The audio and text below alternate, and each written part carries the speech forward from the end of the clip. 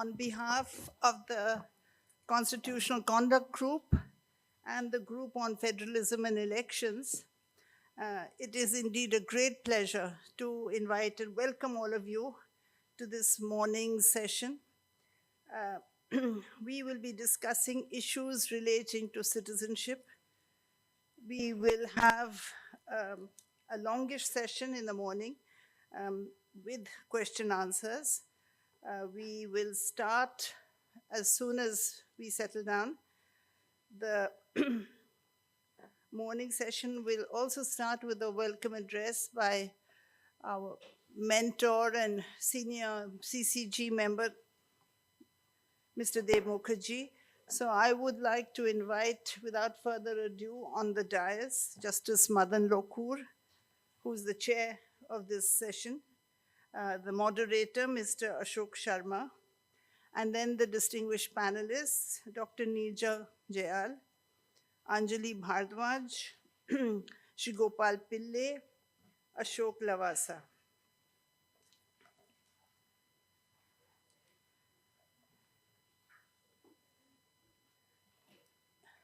Each speaker will have approximately 20 minutes within which to discuss and put forward their issues. And then there will be, of course, closing remarks by Justice Lokur and a question-answer session, the moderator of which will be Mr. Ashok Sharma. I would like to invite Mr. Mukharji of the CCG to kindly come to the dais and deliver his opening remarks. Good morning, everyone. Justice Lokur, members of the panel, friends.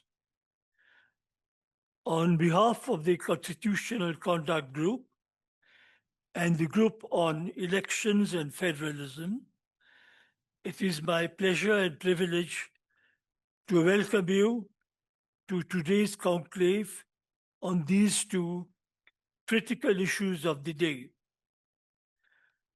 The Group for Elections and Federalism came about in recent months.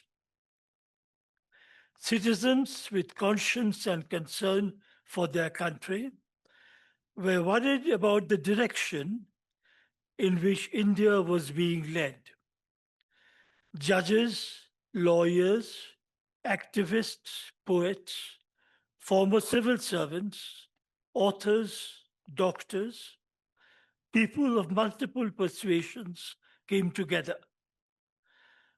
Of particular concern was the delimitation bill, which had been artfully twinned with women's reservation to give it respectability. With gerrymandering on a national scale, it threatened to alter the map of India in more ways than one. These concerns were conveyed to political parties before the bill came to vote. In the summer of 2017, 65 former civil servants wrote their first open letter expressing their anguish at what had been happening.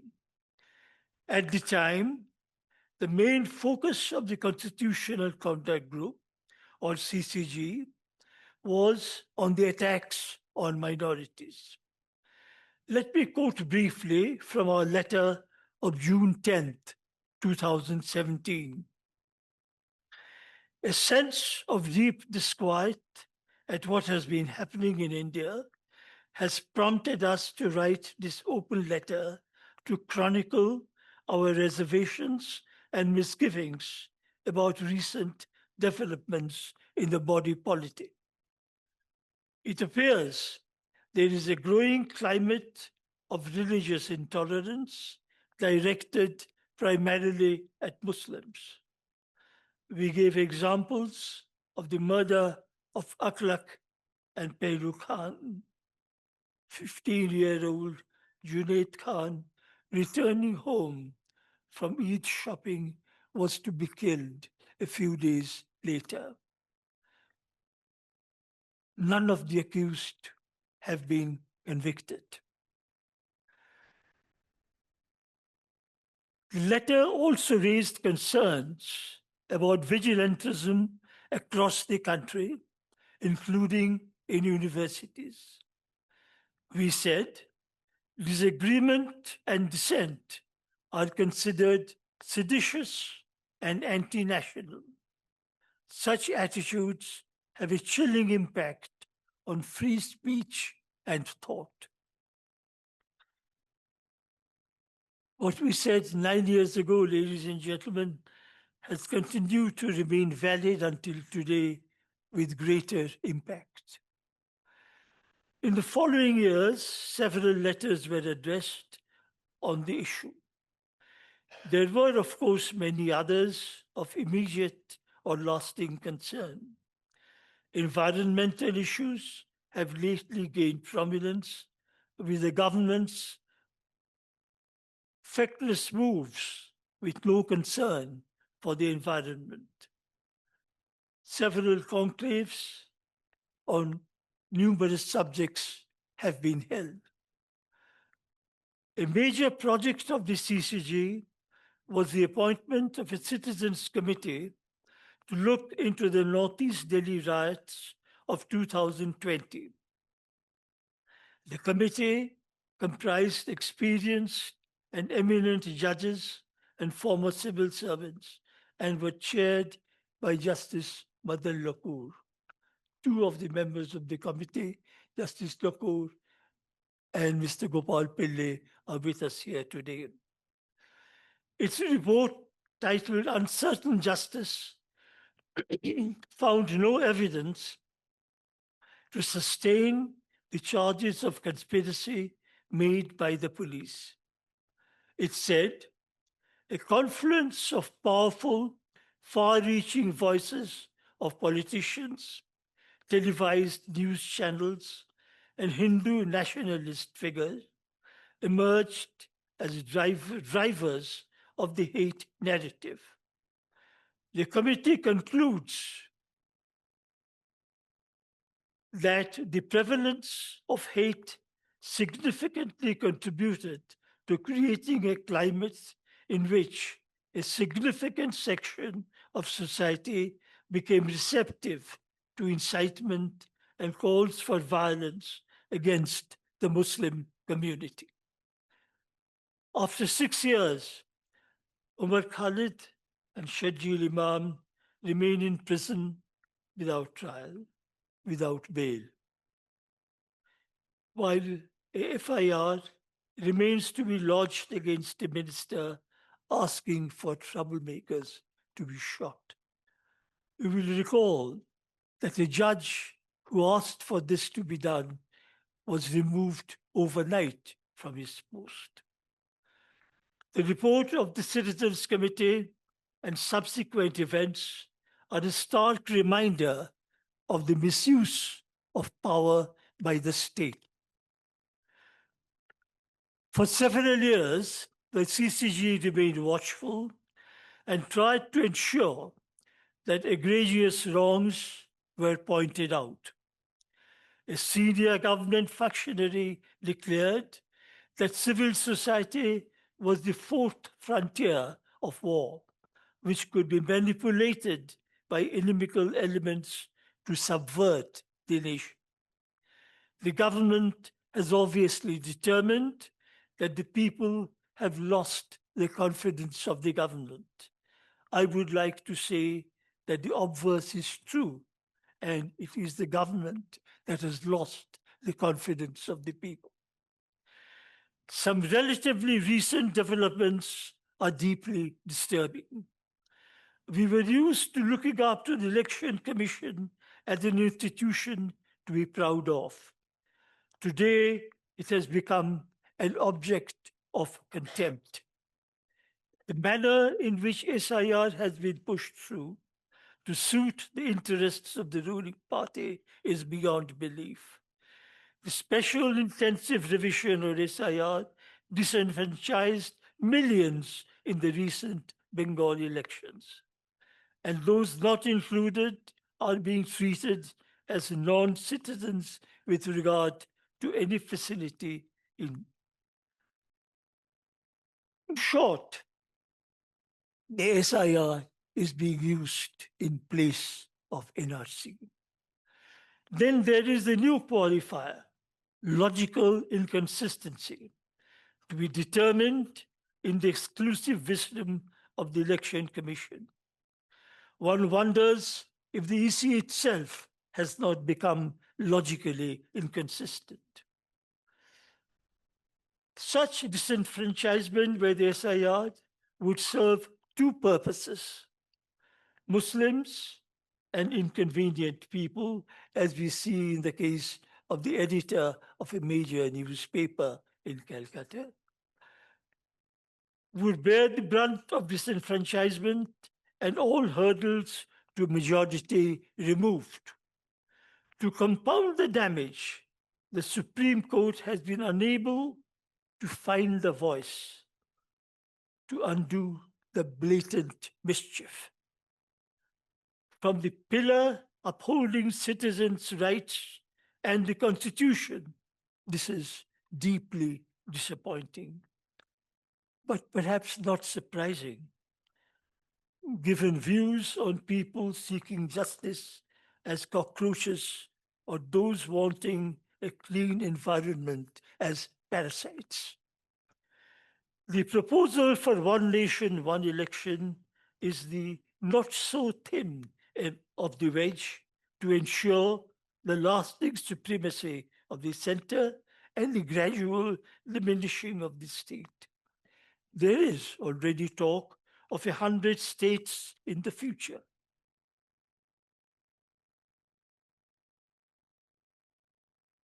So that no single state can represent the aspirations of a linguistic and a cultural entity, and that each becomes a supplicant beholden to the center. Friends, we are meeting at a moment of grave peril to our country. I wish I could say that we are at the crossroads. It seems lately that we are on the highway to an uncertain future. There is complete unaccountability, as we see repeatedly in the chasm between promises and delivery. Demonetization had questionable consequences, and blowing conch shells and ringing bells did not make the COVID virus disappear within less time than the war of Kurukshetra. Tens of thousands walked home in high summer as the nation was shut down. Uncounted bodies lay in the sandbanks of the Ganga in Bihar and UP. There are multiple pressing issues before the nation today. A foreign policy in the doldrums and a close association with a nation bent on genocide is leaving us isolated. Inflation and unemployment are hurting millions while data are manipulated. Incompetence and worse on the education front stand revealed. But I believe that the two issues which are before us today are the most critical, for it is through manipulating federalism and elections that the powers that be intend to chain and banish the soul of India. The two objectives on which this establishment today is focused are interlinked. One is making the Muslims second-class citizens of the country. Logically, in time, the lot of Christians could be the same. The other is a painting of the brilliant mosaic of India with a saffron color hue. Hence the importance of today's discussions on elections and federalism, the two areas critical for the achievement of the saffron agenda. I hope that today's comments from distinguished speakers would shed light on where we are and what options we have for the future. I wish you all a day of productive discussions. In conclusion, I would like to thank Aditi Mehta, Ashok Sharma, Gautam Mukhopadhyay, and Ashish Joshi for their contribution towards today's event. I would like to acknowledge the committed contribution of Ganesh Devi to the success of the conclave today and the discussions on a new India yesterday. Thank you, ladies and gentlemen. Thank you so much, Mr. Mukherjee, for your encouragement and kind words. We are living in strange times. Many of us would be worried whether we can prove our citizenship despite having a valid Indian passports. Earlier, we had heard that the citizens used to elect their government. But now, the government will select its own citizens. So the first topic is citizenship. And we have an outstanding speaker, Professor Dr. Niraja Gopal Jayal, who has taught in Jawaharlal Nehru University for about 35 years. And after that, in the London School of Economics, as well as King's College, London, where still she is a professor. So, Professor Niraja Jayalji, the floor is yours.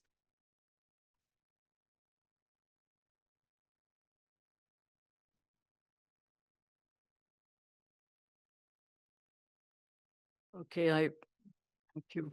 I wish I could say I was happy to be here and speaking on this subject. It's an unfortunate time that we're living in.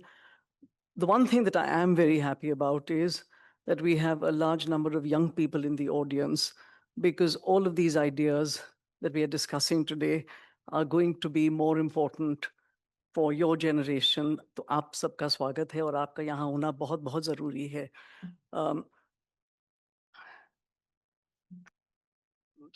As we all know, citizenship is a hot button topic across the world today. President Trump's executive order to end birthright citizenship has just been struck down a few days ago by the US Supreme Court. Here in India, both the Constitution and the Citizenship Act of 1955 enshrined the principle of unconditional jus soli citizenship, that is, citizenship based on birth on the soil of the country. However, slowly and incrementally, we've been moving away from the principle of unconditional jus soli for some decades now. The foundational conception of universal equal citizenship in our Constitution and in the law on citizenship was underpinned by a presumption of citizenship. That presumption of universal citizenship is being replaced, as we speak, by a presumption of universal alienage. The presumption of alienage is the principle underlying the NRC. It is the principle underlying the SIR. It is also the principle underlying the latest salvo against passport holders, who can be excused for wondering if they might have been considered citizens if they didn't have passports that don't certify their citizenship. The presumption of alienage is finding expression in different aspects of governance and with alarming regularity. One day, it is an amendment to the law on citizenship. Another day, it is a new method for the routine task of revising electoral rolls. Yet another day, it is a throwaway comment about whether passports constitute proof of citizenship or not. But all of these are tending to the same purpose, the same objective, the presumption of alienage. But who gets the memo and who doesn't is, for the most part, a function of one's identity. religion, caste, class, gender, tribe, and so on. Occasionally, there is a black swan event, such as the story of the journalist R. Rajagopal, but for the most part, this is precision targeting. So how did we get here? This is one of the two critical aspects of the citizenship question that I will be speaking on this morning. Question of who is or can be, ought to be an Indian citizen. I will also reflect, secondly, and a little more briefly, on how equally or not the rights of citizenship are distributed across the citizenry. The influence of both RSS ideology and BJP policies and practices on the first aspect, the first question, that is, who is or can be a citizen, is more significant. But in the present time, this also has consequences for the second. And in both aspects, the RSS vision fundamentally contradicts the constitutional vision. So who is, can be, ought to be an Indian citizen? The RSS vision of this question is fundamentally anchored, as all of us know, in Savarkar's Essentials of Hindutva, 1923, especially the distinction he makes between Punya Bhumi and Pitri Bhumi. The RSS, as we also know, sees the work of the partition as incomplete, Indian Muslims as a blot on the body politic, who can at best be treated on sufferance as second-class citizens. It construes citizenship as faith-based in consonance with its idea of India as a Hindu majoritarian nation, a Hindu Rashtra, of which Hindus are natural citizens, while Muslims belong to Pakistan or Bangladesh or anywhere else. And perfecting this congruence between religion and territory is the object of their project of reinventing citizenship, which has obviously received a fillip with the coming to power of the BJP. This ideology has been the inspiration for the two most important amendments to the Citizenship Act 1955, amendments that were passed in 2003 and 2019, the first enacted by the Vajpayee government and the second by the Modi government. There was one amendment to the Citizenship Act before these. That was in 1985, and it was an amendment that gave effect to the Assam Accord. And this amendment did something important. It made jus soli conditional. This was the first move towards making jus soli conditional. That is, anybody born before July 1st, 1987 would be an Indian regardless of their parentage. But after this date, that is, a person born on Indian soil after July 1st, 1987, could become a citizen only if one of their parents was Indian. The amendment to the 2003 Act went much further and was extremely consequential. It did three things. First, it did away even with conditional jus soli. It made ineligible for citizenship any person born in India who had one parent who was an, within quotes, illegal migrant at the time of their birth. And the term illegal migrant was code for Bangladeshi, ergo Muslim migrant. Second, the rules appended to the Act were amended such that the stigma of the term illegal migrant would no longer attach to Hindu migrants who had come in from Pakistan into the border states on the west of India, that is Gujarat and Rajasthan for the most part. So if the amendment to the Act smuggled in a religious category covertly by the use of the term illegal migrant, the amendment to the rules did so explicitly by exempting Hindus from the stigma of the label of illegal migrant. A third thing that the 2003 amendment did was that it introduced the National Population Register and the National Register of Indian Citizens. 2019, and that amendment is very well known to all of us, including to the youngest members of the audience here, offered fast-track citizenship to migrants other than Muslims and introduced a formal religion-based differentiation into secular law. The cumulative effect of these amendments has been to stigmatize and exclude Muslim citizens in a way that abandons the constitutional vision of universal equal citizenship in favor of the RSS ideal of a hierarchy of citizenship in the Hindu Rashtra.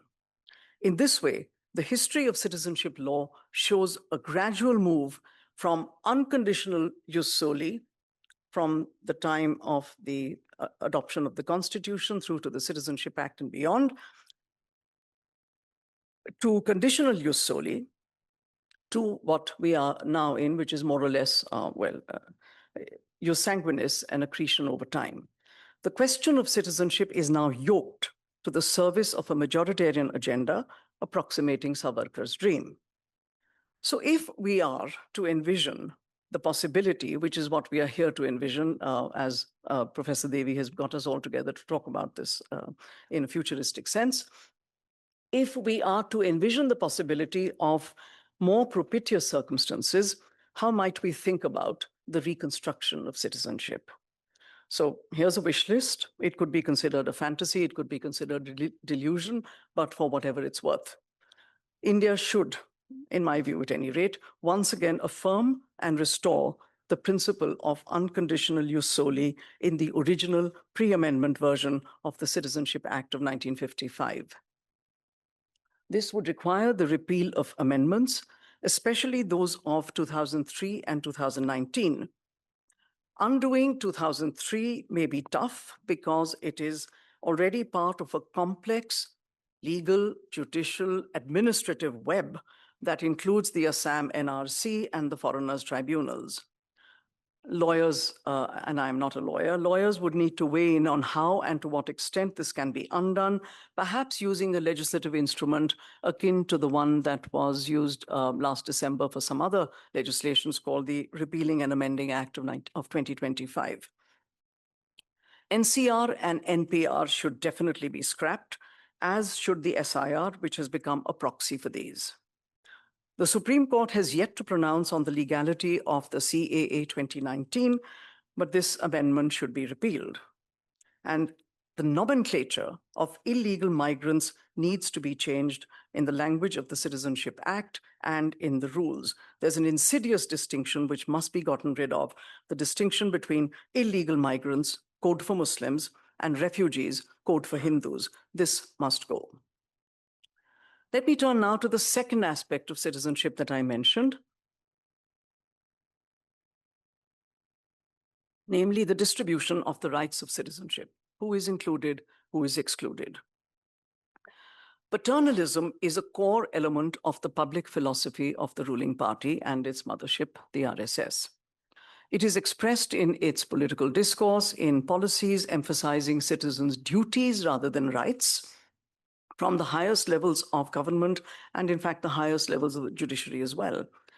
Two recent Chief Justices of India have championed the view that real rights come from the performance of duty. The Prime Minister himself has chided citizens for having wasted time over the last 75 years talking about rights and fighting for rights. This, he said, along with the neglect of their duties, had played a huge role in keeping India weak. So state paternalism and the emphasis on citizens' duties is in sharp contrast to the constitutional provision of a range of equal rights for all citizens, fundamental rights from freedom of speech to freedom of worship and many others, supplemented over a period of time by a range of statutory rights, forest rights, the right to information, the right to work, food security, etc. Today, as we know, civil liberties are thoroughly compromised. Even the equal political right to vote has been undermined by the draconian way in which the SIR is being implemented. Social and economic rights, even to the modest extent that they were available, are presently under threat. Two aspects of the attrition of social and economic rights in particular are notable. First, the philosophy of welfare, which is now a philosophy of welfare as charity rather than as entitlement or right. And second, access to welfare getting tied to the question of who is an Indian. This is the context in which the ongoing SIR is extremely important. Up until now, one's registration as a voter was limited to determining one's eligibility to vote. Today, the electoral rolls have become decisive in determining an individual's citizenship status and in determining their access to welfare provisioning. So the SIR has implications for both the civil and political rights of citizens in the form of mass disenfranchisement, but also in terms of their social and economic rights. Welfare provisioning is now contingent on your name being in the electoral rolls, and neither the Supreme Court nor the Calcutta High Court have seen fit to correct this. The relationship between citizenship and the vote has been inverted, from citizenship being the condition of the vote to the vote becoming an instrument for sifting citizens, for inclusion and exclusion, for casting doubt on the citizenship of citizens, especially those who bear identities that are increasingly, at the behest of majoritarian politics, being disparaged in our society. So, to borrow the title of a once famous tract, what is to be done? First and most famous and most urgently, the delinking of the voter list and welfare provisioning to mitigate the worst effects for those excluded by the SIR. But remember that the BJP's citizenship project is not a state-directed project alone. It is as much a societal project, underwritten by a concerted ideological campaign, by grassroots mobilization, with impunity for vigilante violence and hate crimes.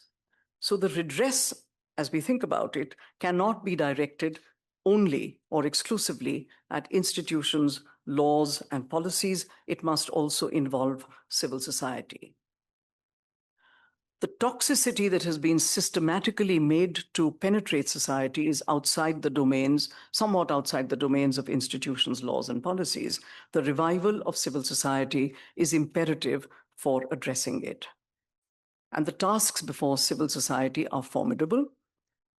It has to focus on the restoration of civil liberties and freedoms, on the restoration and the expansion of social and economic rights, and the fostering of inter-community relations and the removal of inter-community distrust. This will entail systematically combating misinformation in order to revive even a semblance of the secular project, even as we recognize that it was never particularly robust. The one institutional domain that needs attention in this context, apart from the Election Commission, of course, is the judiciary. In an earlier time, the alliance between the judiciary and civil society had enabled the recognition of many rights. Such an alliance is once again needed for the restoration of the fundamental rights of citizenship, including and especially social and economic rights. So let me, in closing, return to what I started out with, which is the presumption of alienage. The Citizenship Act of 1955 provides no independent mechanism for identifying aliens.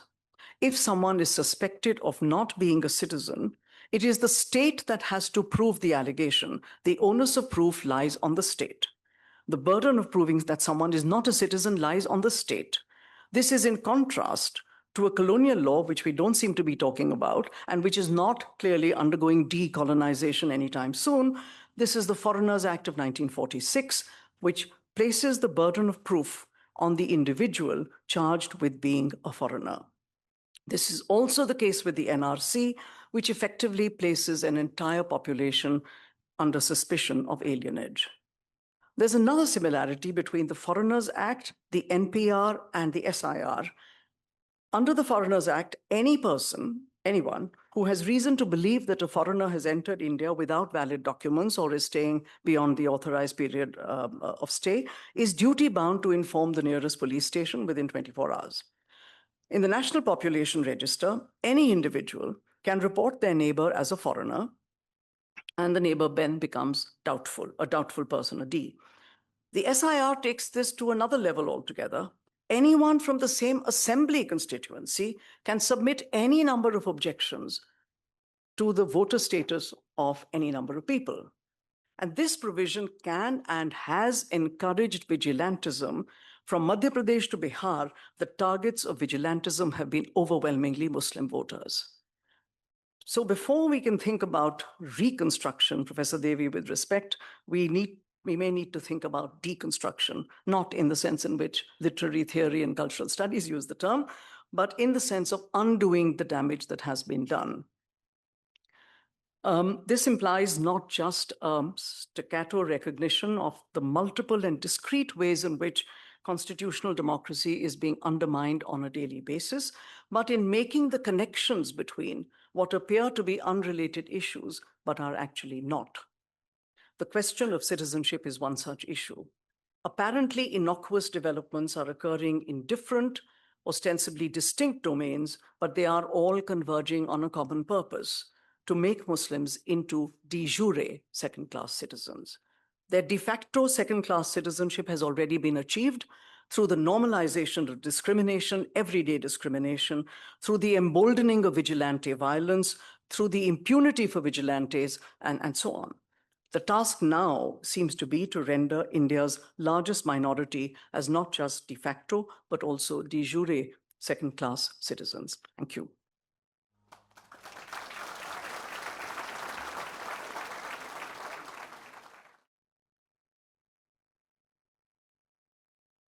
Thank you, Professor Jayal. And thank you so much for keeping your lecture within the time allotted. In fact, you took 30 seconds less. So, dear friends, how many of you are ready to pay a fine of rupees 500 crores for a simple tweet or comment? Looks unbelievable, but true. One doesn't have to file any FIR or frame the charges or institute a case against you. It is a simple Talibani instant justice. And please, just to understand how this can happen, I would like to invite our second speaker of the day, Madam Anjali Bhardwaj ji, who is a well-known RTI activist who is working for right to information, as well as she's an activist for right to food. So, Anjali ji, the floor is yours. Please enlighten us. Thank you, Ashok ji. And I was asked to speak on the issue of elections. So I thought that that's what I will focus on. And I will, of course, also talk about some of the challenges that we are facing in terms of getting information from the Election Commission and around election records. And I promise to also, if time permits, talk a little bit about the data protection law, under which we might now be fined 500 crore rupees for simply collecting and processing personal information of people if there is a complaint made to the Data Protection Board. But I'll try and accommodate it in the time that you have allotted me. There are extremely serious questions today surrounding the conduct of elections. And there is particularly concerning in this context is the role of the Election Commission of India and the role of the Supreme Court. The Election Commission, which has been mandated by the Constitution to hold free and fair elections in the country, has been working in a manner which has really eroded its credibility. And in a context where most people in the country believed that the Election Commission was a body that could be trusted, that elections were by and large free and fair in the country. They were conducted in a free and fair manner. Today, we have a long shadow cast on the integrity of the electoral process. There have been very serious questions of allegations of bias and partisanship against the election watchdog. The Election Commission has been accused of acting in a selective manner, on complaints of model code of conduct violations that have been coming before it. So if there are any complaints that are made against opposition members during elections, they're acted with great alacrity. But complaints of violations of the model code of conduct that are made against leaders of the ruling party, the Election Commission has been looking away or acting extremely slowly on them. Whether it's the Namo TV that suddenly appeared on air before the 2019 elections, which was broadcasting the speeches and rallies of the Prime Minister and suddenly and mysteriously disappeared immediately after elections, or it is communal and hate speeches that have been made during elections by the members of the ruling party. And मुझे कहा गया कि मैं थोड़ा हिंदी में भी बोलूं, मैं कोशिश करूंगी हिंदी में भी थोड़ी अपनी बात रखने की.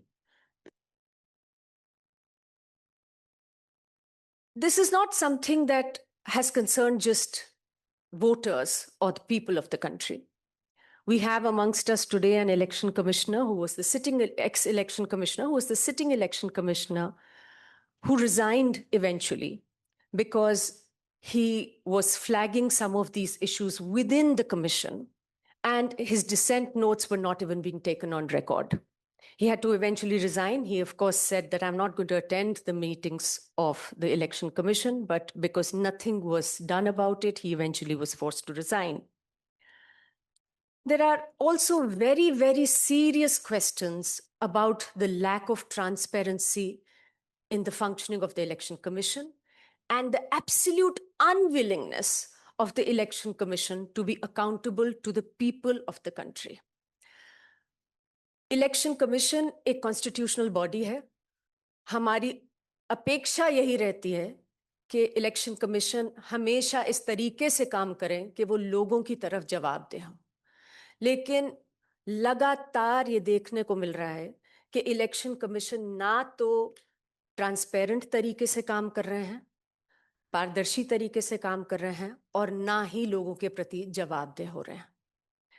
और इसमें एक बड़ा मुद्दा रहा है वोटर टर्नआउट का. So the issue of voter turnout has been extremely fraught.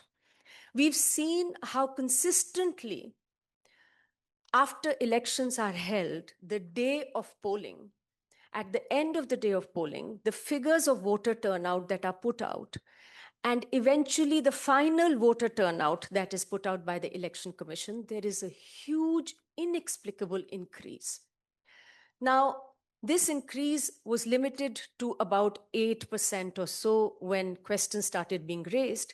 But in the 2024 elections in Odisha, the BJD, the Biju Janata Dal, which was at that time working very closely with the ruling party, eventually wrote a letter to the Election Commission. They wrote a petition saying that there was an increase in voter turnout of about 30% in some of the constituencies, including the constituency of the sitting chief minister of Odisha today. Now, a 30% increase in the voter turnout, the night or the end of polls, on the day of polls, and the final turnout a couple of days later raises very, very serious questions. Something akin to ballot stuffing is something that people are worried about could be happening. And naturally, because of these concerns, people have started asking for the only statutory form that gives us information about voter turnout. It's Form 17C, which is filled by every returning officer at the end of polls. And this records the number of people who came to the polling booth. It records how many actually cast their vote and how many votes were cast in each EVM. This simple document has not been given by the Election Commission to the people of the country. After repeatedly being asked, the issue even being agitated in the Supreme Court of India, the Election Commission has steadfastly refused to share copies of Form 17C with the people. It says that we are giving copies to the polling agents. And in fact, in the Supreme Court went so far as to say that there is a one-to-one relationship between a polling agent and Form 17C. So it's not something that can be given to the people. And mind you, there is no embargo on any polling agent making Form 17C public. So it's not as if it's a secret document, but the Election Commission, instead of putting this document in the public domain to ensure that people can continue to have faith in the manner in which elections are being held and the electoral results, has refused to make this very, very important and very simple document public. In the recently held Haryana elections, many of these concerns surfaced again, and people asked for electoral records. They, of course, asked for Form 17C. They also asked for CCTV camera footage because people were told that there were very long queues of people who were waiting outside polling booths at the end at 5 o'clock or 6 o'clock when polling ended. So people asked for CCTV camera footage. They asked for the presiding officer's diary, which records the number of tokens that are given to people who are waiting in a queue outside a polling booth when polling stops. All of these were denied to them. The matter went up to the Punjab and Haryana High Court, and the High Court ruled that these must be given under the Conduct of Election Rules, Rule 93(2) to the people. What does the Election Commission do? It immediately goes to the central government, and along with the union government, it changed Rule 93(2) of this Conduct of Election Rules. So it restricted people's access to information. Instead of complying with the Punjab and Haryana High Court decision, it just changed the rules and said that we don't have to give you information anymore. Very, very serious allegations have again come up of vote chori. I don't have to go into the details. I think everyone sitting in the hall here has heard the series of press conferences that were held by the leader of opposition in the Lok Sabha that were held last year. The Election Commission has been constitutionally mandated to create voter lists. The leader of opposition essentially said that there was a very concerted exercise to do centralized deletions or wrongful deletions of voters in many constituencies.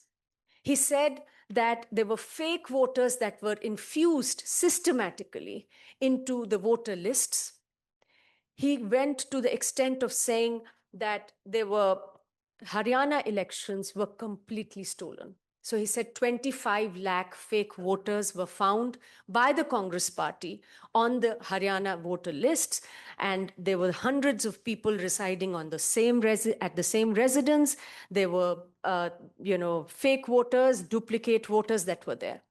What did all of us expect from an independent, unbiased watchdog? We expected that the Election Commission will immediately call an all-party meeting. We are living in digital India, that the meeting might even be live telecast or broadcast so that all of us could actually see and satisfy ourselves that nothing was amiss. We expected that the Election Commission will do this meeting and go into the allegations that were made, would be concerned and say, how could this have happened under our watch? Instead, what we saw was absolutely shocking, because the Election Commission started saying that if anything had to be done, if any investigation was expected of the Election Commission, first an affidavit would have to be filed by the leader of opposition. So the technicalities is what the Election Commission hid behind. The Election Commission started saying that it was under no obligation to listen to any of these fabricated stories that were being told at a press conference by the leader of opposition. A proper investigation could have been done if what was being told by the leader of opposition was not true. It could have been proved. Instead, the Chief Election Commissioner came and did a series of press conferences of his own in which he said that the leader of opposition should prove that these duplicate voters indeed went to vote. And when the Election Commission was asked that we need CCTV camera footage to prove any of this, the Chief Election Commissioner hid behind the privacy of bahus and betis of the country and said, how can we give CCTV camera footage? So clearly, there was no concern about the privacy of women when CCTV cameras are being installed. Clearly, they're not for private viewing. They're installed there, CCTV camera footage is collected. So if there is any question of electoral fraud, people can satisfy themselves. And when that happened, the Election Commission said, that's not something that we can share at all. What did the Election Commission do instead? The Election Commission launched the Special Intensive Revision exercise of the electoral rolls in the country. 100 crore people, through a diktat, a farman of the Election Commission, were told one fine day that you have to prove your citizenship or be struck off the voter list of the country. So we saw that the exercise of SIR, which started in the poll-bound state of Bengal, causing huge anxiety because people were given a list of documents where they were told, bring your birth certificates, your parents' birth certificates, bring your passports, bring your class 10 certificates, most of these documents, the poorest, the most marginalized women of the country have the most difficult time producing. And they were told that if you don't do it, if you don't pass this test in the next 3 months, you will not be eligible to vote in the Bihar elections. The matter was, of course, agitated in the Supreme Court, but we had the rollout of this happening across the country. The Election Commission said, we're going to do this not just in Bihar, we're going to do it in every single state of the country. And this was done without offering any reason for undertaking the exercise, without any consultation being held with any political party, with the people of the country. No consultations were held. Of course, the Election Commission was asked, many of us filed RTI requests to the Election Commission, and we asked, can you give us the reasons why you undertook this exercise? Can you tell us who you held consultations with, if you did? And the response was that no information exists in material form. So the Election Commission said that we haven't got any documents which list out the reasons why we have undertaken this mammoth exercise, which involves these 100 crore people of our country, which could disenfranchise crores of people in the country. When we filed appeals, the principal secretary gave in writing that the decision to hold the SIR has not been taken in the Election Commission. That begs the question, where was this decision taken? Was it taken in the BJP headquarters? Was it taken by the Ministry of Home Affairs? Where was this decision to hold the SIR taken? We still have no idea. The citizens of the country are today still in the dark about why our Election Commission did this exercise, undertook this exercise, who decided that this exercise has to be undertaken, and whether anybody was consulted, and if at all, who was consulted. 6.5 crore people nearly have been struck off already from the voter lists under the Special Intensive Revision. And estimates suggest that nearly 10 crores is what the figure will look like. We're talking about 100 million people in the country being disenfranchised, being struck off the voter list. Some, of course, we've been told have been struck off, their names have been struck off because they are dead. But many others who have come forward and said, look, we are born here, we are citizens, we have documents to prove it, they have been struck off the list and not been allowed to vote. The Bengal case has been particularly agitating because we saw that a unique phenomenon of logical discrepancy being used to strike off people's names from the voter list took place in in Bengal before elections. So the 2002 voter list people were told that you have to track yourselves back to the 2002 voter list. And those who could not, because either their name, the spelling was a little different, their father's name spelling was a little different, they could not explain some of these discrepancies, they were sent notices. This exercise was done everywhere, but notices for deletion of names were sent only in Bengal. 1.36 crore people got these notices. Again, these names were selected through the use of a secret algorithm. Nobody knew what algorithm was used. The Election Commission said, we've used an algorithm to identify these 1.36 crore names. And finally, out of those names, 27 lakh people were not allowed to vote without being given a chance to be heard. They approached the tribunals, and before the tribunal could actually hear their cases, elections happened and they were disenfranchised.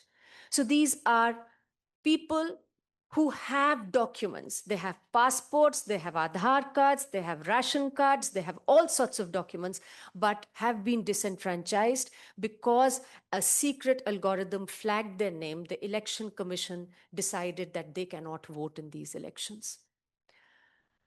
The role of the Supreme Court has been extremely concerning in all of this as well, because it's in the backdrop of how the Election Commission has been functioning that many groups, people approached the Supreme Court saying, who are being made election commissioners?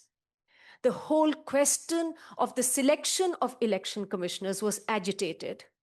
And in the Anup Baranwal case, the Supreme Court of India said that, yes, the selection of election commissioners has been done by the executive so far, but we believe that for a neutral watchdog to be selected, and given all the concerns, the Citizens Commission on Elections, of which many of us were part, and Justice Lokur was chairing that commission, had very painstakingly listed down all the problems with the Election Commission. The Supreme Court relied on that report, and the court said that there must be a body which does not have a preponderance of the executive, which selects the election commissioners of the country. It was a very, very landmark judgment, and there was absolutely no ambiguity in the judgment. And in fact, the Supreme Court, to also signal what it meant, said that till a law is made by Parliament, as it is supposed to be, 3 people should be on the selection committee: the Prime Minister, the Leader of Opposition, and the Chief Justice of India. So that it's not a body that has predominantly the executive. The government, of course, immediately almost brought a law to Parliament, a bill to Parliament, which was passed. And the Chief Justice of India was replaced by a minister in the cabinet. So we again had a selection committee which has the predominance of the executive, the Prime Minister, a minister, and the Leader of Opposition. This matter has been agitated in the Supreme Court again, that, this is contempt. This is going against what the Anup Baranwal judgment said. The matter has been languishing since 2023 in the Supreme Court of the country. The court has not found the time to decide this critical issue which impacts elections for all the 1.5 billion people of this country. Again, issues of transparency, the lack of transparency, not giving Form 17C, CCTV camera footage, changing within days of the Punjab and Haryana High Court, the ruling, the rules, the conduct of election rules, all of this is languishing before the Supreme Court. The Supreme Court has not found the time to decide the matter. The SIR exercise, I think each one of us have followed and seen what has happened in the Supreme Court. When people have gone with such high hopes to the Supreme Court, saying that, this exercise has been undertaken, it has hurled people across the country into deep anxiety. This is not how an exercise of this nature can be undertaken. The Supreme Court, the constitutionality of the matter was agitated. The Supreme Court just stayed mute, did not stay the rollout of the SIR in state after state. So after Bihar, after seeing the manner in which the SIR was rolled out, the anxieties that it caused, it allowed, without giving its own judgment on the constitutionality, without saying that it's constitutional, the SIR, it allowed the SIR exercise to continue. And we saw what happened in Bengal after that. The number of deletions in Bengal in a very large number of constituencies through the SIR is more than the winning margin in those constituencies. So there's a huge question mark today on the Bengal election results, the electoral results. And of course, the Supreme Court, when it was approached and people said that 27 lakh people haven't even had the chance to have their cases heard before the tribunals, either push the elections forward or allow us to vote, the Election Commission, the Supreme Court said that it doesn't matter. If you can't vote in these elections, you can vote another time. So this is the context in which elections are happening in our country. We know that yesterday it was in the news that many opposition parties have written to the Chief Justice of the country, flagging many of these issues. We don't know, only time will tell what the Chief Justice now does. But I think what we know very clearly is that there are very, very grave doubts about the functioning of the Election Commission, the neutral umpire who's supposed to conduct elections in the country. And therefore, there are very, very serious questions on the electoral outcomes in our country. I'll stop here. Thank you very much.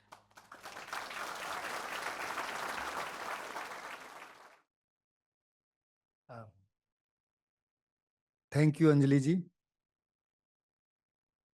Our next topic is census. The question of census looks so innocuous that people argue that it is just a collection of statistics, just a form of statistics that we collect every 10 years. But it is not so simple. That is why there was no census in last 6 or 7 years. In fact, it could have been started immediately after the COVID, but it was not done. To hear more on this subject, we have Mr. Gopal Pillai, who as Home Secretary in 2011 oversaw the census operations. So welcome, Mr. Pillai. The floor is yours. Census, as Ashok Sharma said, is been a non-controversial subject in the past. As he said, it's generally people think that, you collect population statistics and you take a lot of time over it because the digital exercise had not come. But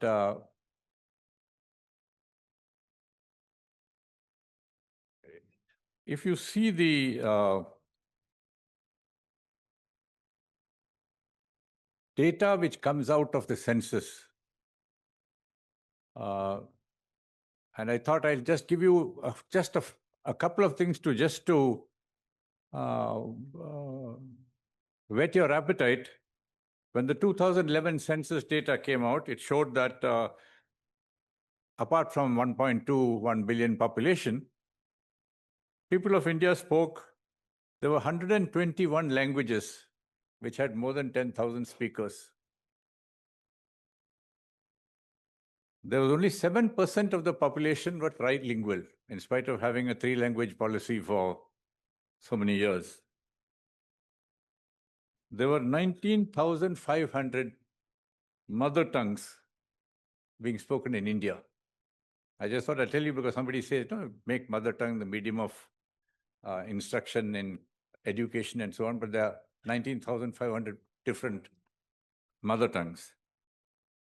And the literacy rate, just for information, is 82.41% male, 65.46% female. We'll see what the 2027 census, what data it comes out. The census also has one aspect that it is also, the importance of the census is that it is used for allocation of government funds, welfare funds. It is used for the constituencies, the number of seats, etc. And it's also used for the reservation for SC, STs and the different aspects which come into the, but the 2026-27 census, it's called the 2027 census because the data is of 1st March 2027, even though a few states will have it, is the 16th census. And it is slightly different from the earlier census, primarily because for the first time, you are having census which is digital. You're using electronic for a large aspect of the census. You're also including self-enumeration, which you never had in the earlier census, because in the earlier census, you had the enumerator coming to your house and jotting down all the points. And you're also introducing what is called the caste census. I'll speak a little bit on the caste census in detail at the end of my presentation. We all know the first phase has begun. The house listing and the housing census, that part is begun. It will be completed by 30th September. Many of you would already have done the self-enumeration or you had the officers coming to your house. Even there, you will find how difficult sometimes when you become into digital. You must have found when you did the GPS, you could never sometimes get your house address because the self-enumeration didn't have, you could not write there's no column for writing your address. You had to do it geospatially through the app. And so you never got that. And then somewhere close by. And then when the enumerator came to your house, she would note down the address, actual address, and so on. And you must have seen also that there are clauses which look, when they put it in the enumeration clause, the number of rooms you have. Now, most people think number of rooms, you say, I've got a 2-bedroom house, I've got a 3-bedroom house, people will put 2 or 3.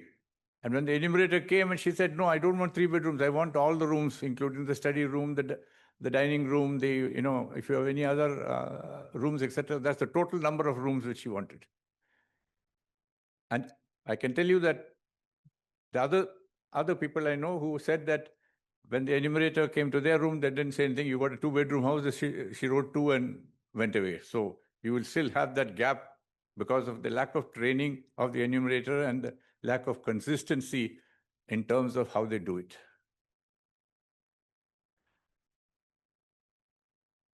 This census also has one from the, what I think is the 106th Constitution Amendment, etc., on women's reservation.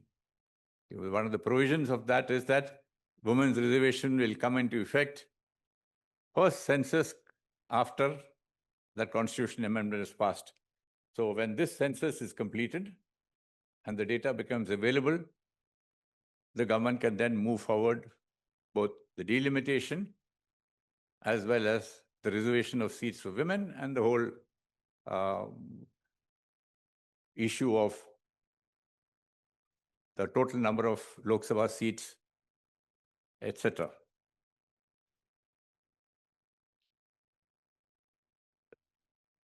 I'm going to spend some time on the caste census.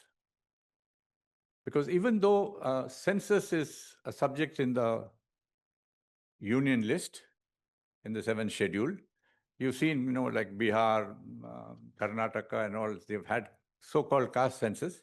Strictly speaking is illegal because only the union government can do a caste census. The states are not permitted. You can do a survey, but you cannot do a caste.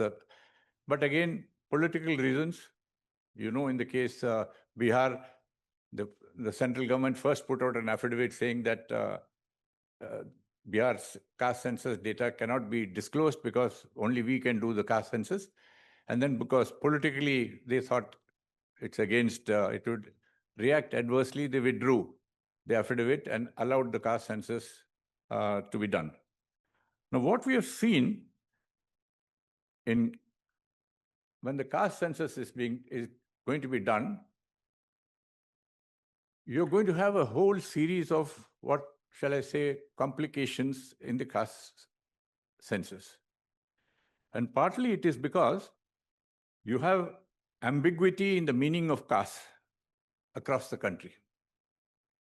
You also have attempts to change caste names. Caste names are not fluid.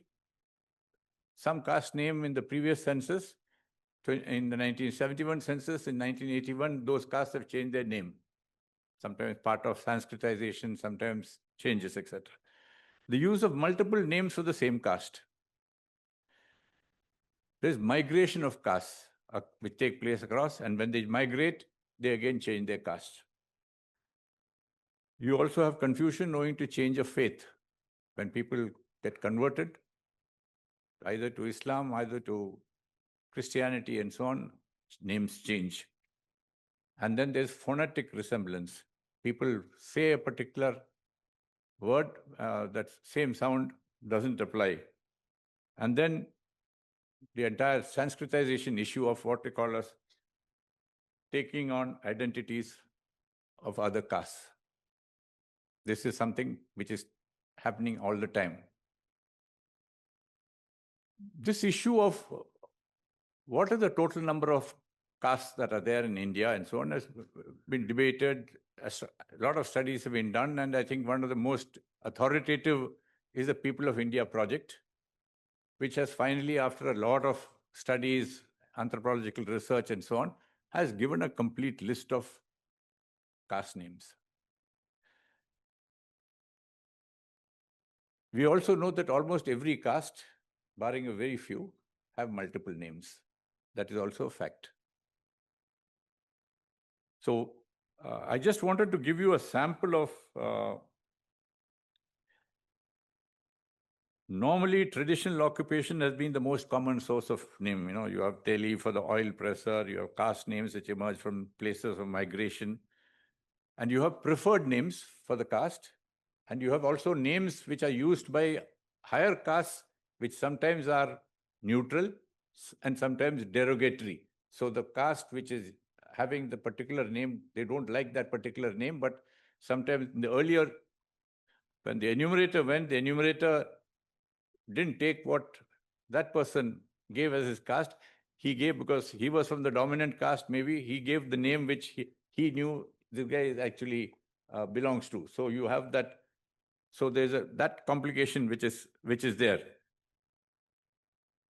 And then you have, I'm just giving an example, the Vaishyas in Karnataka, they don't like being referred to as Komati, because that is the word which, and the Hadpad community, which is the Lingayat Babas, have adopted the title Savita Samaj. You have Uparas, which are the salt makers, are now no longer known as, they don't like to be known as Uparas. They are now changed, they are Sagara Vanshadavaru, claiming descent from sage Sagara. So that's how they've changed some of the names. And you've got the issue of, I'm just giving an example of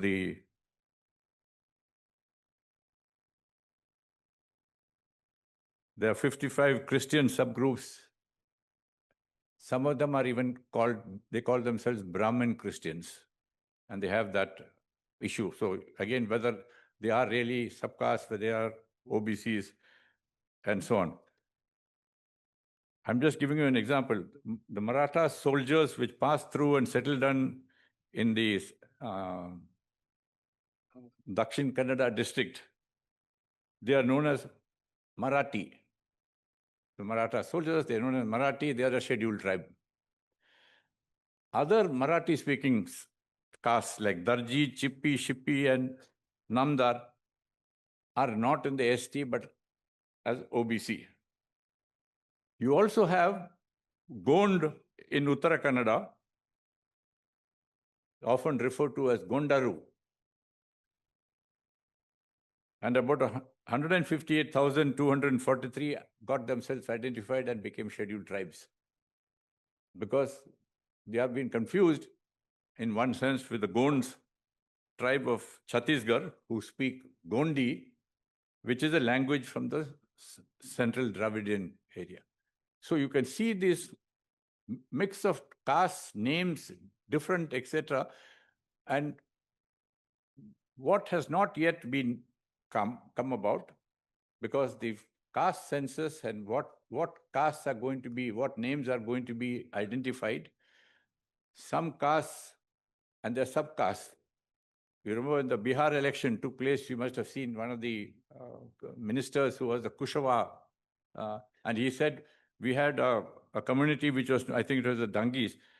He said, they are a subcaste of the Kushava, but they've been put as a separate group.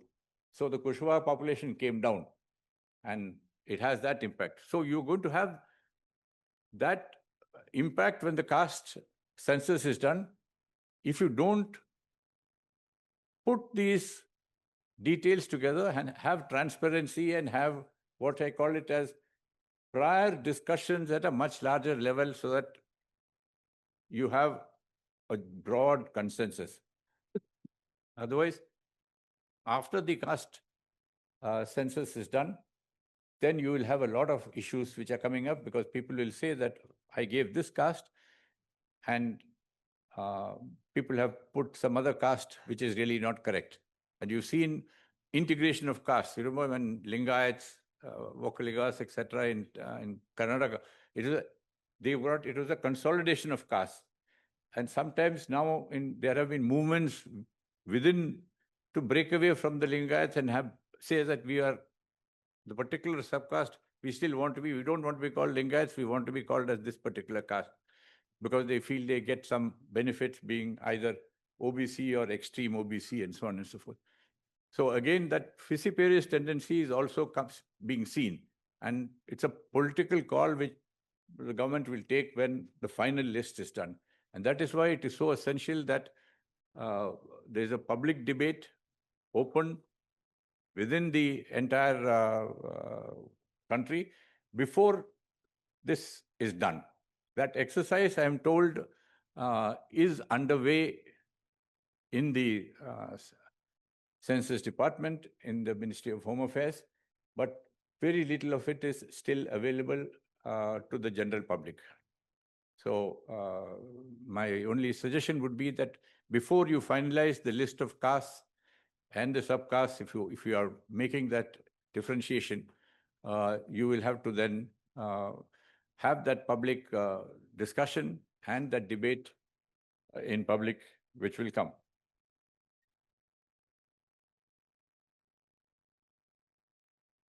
There is last of all, I'm going to end on the census because it's an exercise which is very well established in the Census Department because I had overseen the census. There would be a little bit of a problem now because you had now 15, 16 years a gap between the census. And therefore, a large part of the number of the senior officers in the department who have moved out and were aware of many of the, even though the drill, like in the Election Commission, the drill is well laid out. Last 2011 census, we had, I think, 33 lakh enumerators, primarily teachers and so on. This time, that number is going to be much larger because the population has gone up. And getting them to get to together to do this exercise in the month of February 2027 is going to be a massive exercise, because the caste census is also included. And the impact is going to come, as I mentioned, because of two particularly important issues, which is the women's reservation, which has to be brought into effect after that, and you will have delimitation, and then the number of constituencies which will change, and that itself has political implications which the country will have to take care of when that happens. But it's a census which is entirely through digital. The self-enumeration is there. So the pro forma has not yet come. The app for that will come a few months later. And when we see that, it is one of the aspects which is important. What will really take place this census compared to the previous census, where data processing took almost 3, 5, 7 years. Sometimes till the end of the next census, they were still pulling out data from the earlier census raw data. This time, I think with the digitization of the entire process, I am given to understand that almost 100% of the data which is to come out will come out within 1 year. That within 1 year, that is by end of 2027, the entire data, which is, I'm talking about literacy, female literacy, sex ratios, everything, all that data will come out by the end of 2027. And that is something which we look forward to. I'll finish here. Thank you.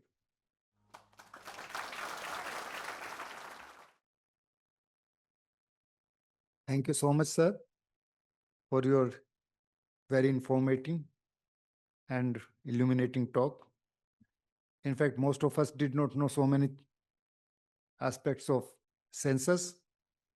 I only want to add that some type of bungling has already started, because I have seen that in Western UP, in some villages, the enumerators have told that they are not supposed to write this or that, So generally, it happens garbage in and garbage out.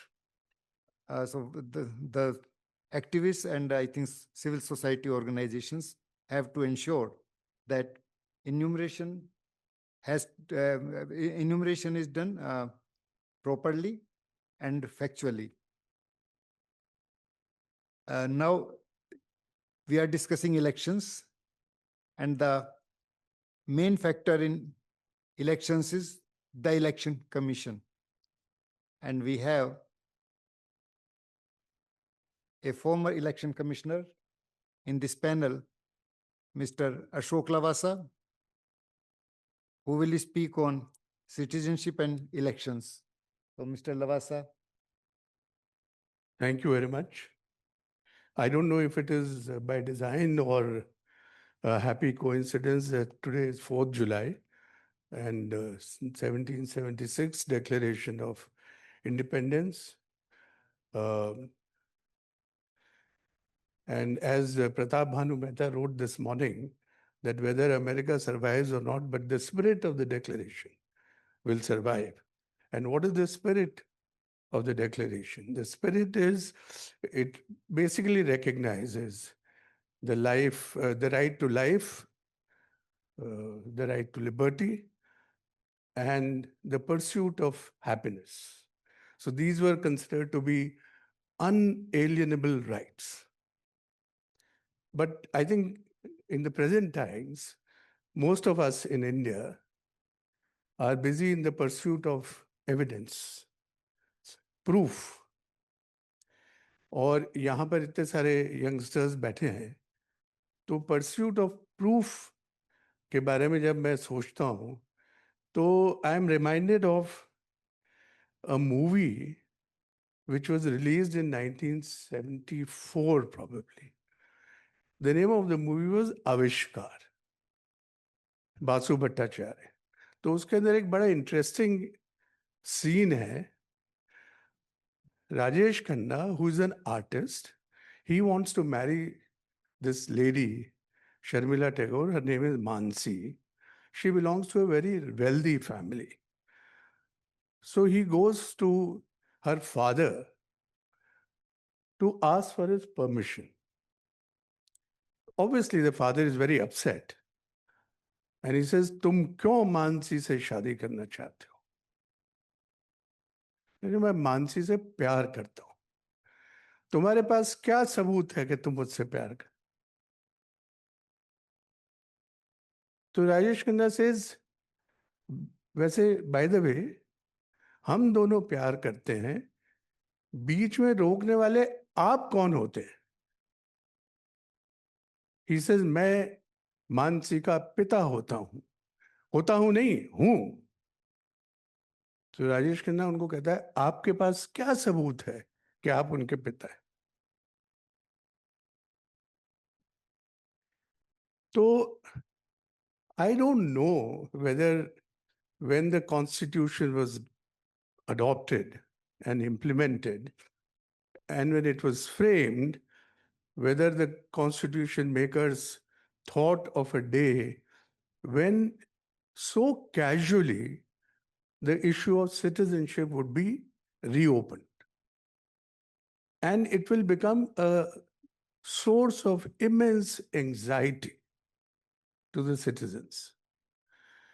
Essentially, I think what happened in 1947 and thereafter in 1950 was that so many states, 562 or whatever that number, became a union of India, and the subjects became citizens. What is a citizen? Not a person who lives in a city, but a person who can participate in the affairs of the state by electing his or her representative. So uske liye, I mean, I'm sure this is elementary, that the Constitution said, Article 5 to Article 11, this is what citizenship would be. And mind you, those are very complicated times. People were moving from one place to another. And I don't think anybody has had any document as such. But the broad principles were defined. And I think those broad principles were very simple. One was the presumption of citizenship, and the other was a continuation of that presumption.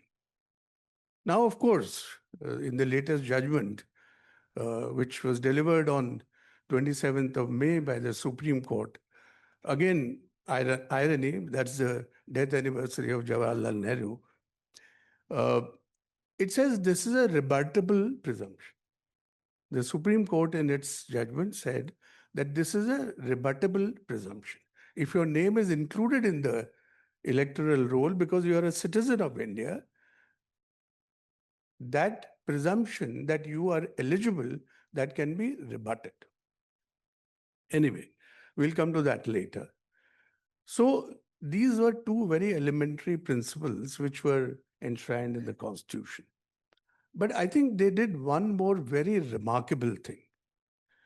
And that is they created this institution of the Election Commission of India. Because I think it was very well understood that there has to be an institution which will carry forward this process of strengthening the whole business of electoral democracy. And I think that whoever knows the Constitution will also know that the Election Commission is a very unique institution. It is different from all other institutions created by the Constitution. And why do I say that? Because if you look at the courts or you look at the tribunals or the Comptroller and Auditor General and the Finance Commission, all these bodies that have been created in the Constitution, their working is intimately connected with the working of the government. Even the courts, half the time they're taking decisions where the decisions of the governments are challenged. But the Election Commission of India, its working has a direct compact with the citizens.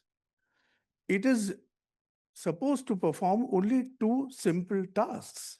One is enroll you as a elector, and the other is to make sure that elections are conducted in a free and fair manner.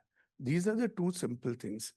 But the complication arises because you can be enrolled as an elector only if you're a citizen of India.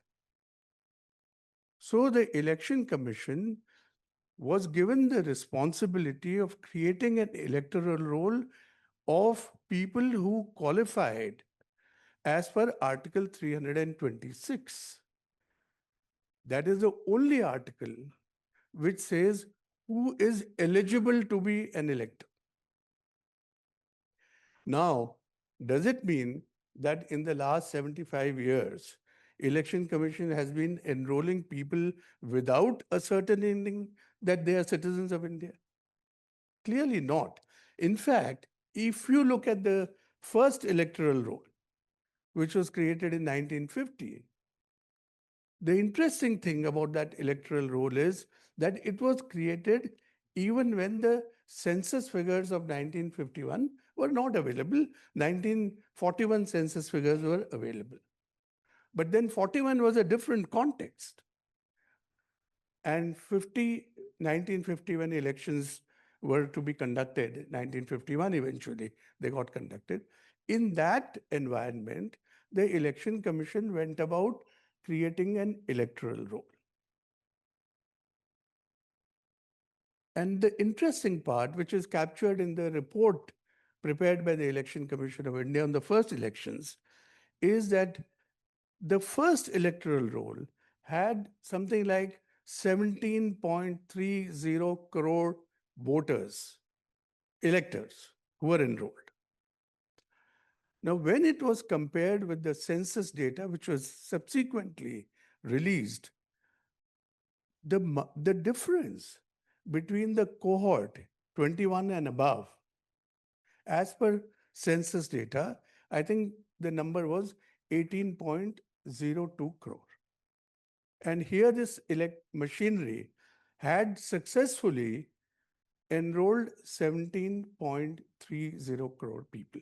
So the gap was only 72 lakh.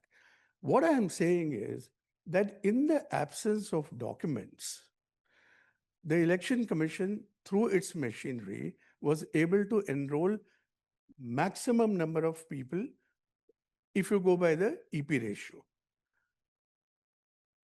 And there is an Israeli author, Onit Shani, I think is the name. She has written a book on this first elections of India.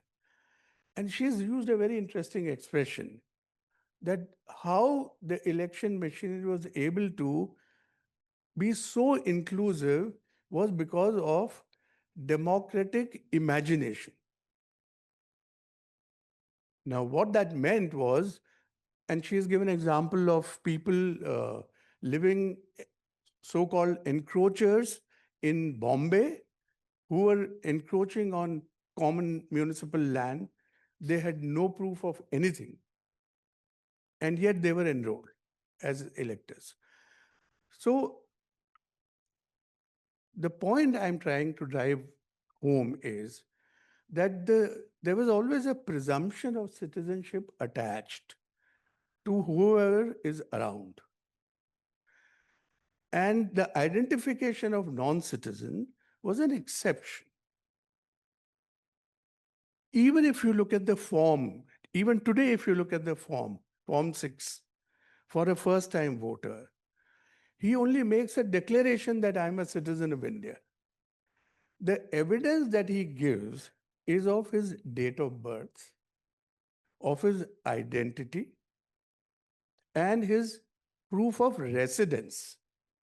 Because unless the proof of residence is determined, you cannot figure in the electoral roll of that particular constituency. So that is the architecture which has been followed successfully. And as it has been often said, that we have been able to achieve an EP ratio of 98, 99% because of this inclusive approach. Now, what has happened in the SIR? So suddenly, it is decided on 24th of June, 2025, notification is issued. And to my mind, what has happened in that notification is something which defies logical explanation. One is that the Election Commission says, and this was in the context of Bihar, where an electoral roll through the normal legal process was conducted and published in January 2025. So suddenly, less than 6 months down the line, there is a realization that something is horribly wrong with the electoral roll. And we must conduct this so-called special intensive revision. And what do? You divide the already enrolled electors into two groups. Those who were enrolled before 2003 and those who were enrolled after 2003. All of them have been enrolled by following the same process as prescribed by the Election Commission. So why do you divide them into two categories? But further, to compound this problem, you say that those who were enrolled before 2003, they have a probative evidence of eligibility if they existed in that role.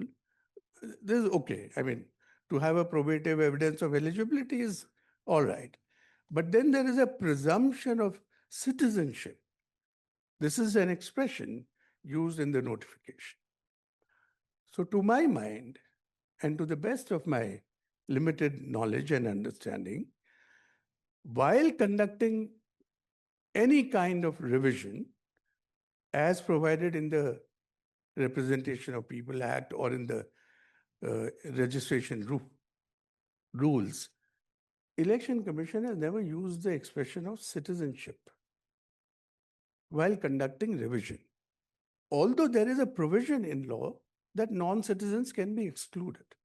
But for that, somebody has to say that so-and-so is a non-citizen and not only create suspicion, but has to produce evidence that I suspect that this person is not a citizen of India. And here is the evidence to create that doubt. So that provision does exist. But as I said, that is an exception, not the rule. Now, restricting myself only to the citizenship and elections, the judgment delivered by the Supreme Court has also raised several questions. And while raising these questions, I think it has given the opportunity to the people of India to ask some questions and to the Election Commission to answer these questions. So the first thing that comes to my mind is that Supreme Court said that there is material on record to show that a piecemeal exercise of the routine revision prescribed in law would not have served the purpose. And that material on record shows that probably the electoral rolls needed a wholesale revision. What is that material on record? We don't know. Nobody knows. At least it is not in the public domain. I don't even think that it is part of the court records. So what is the basis of that conclusion? That is question number one.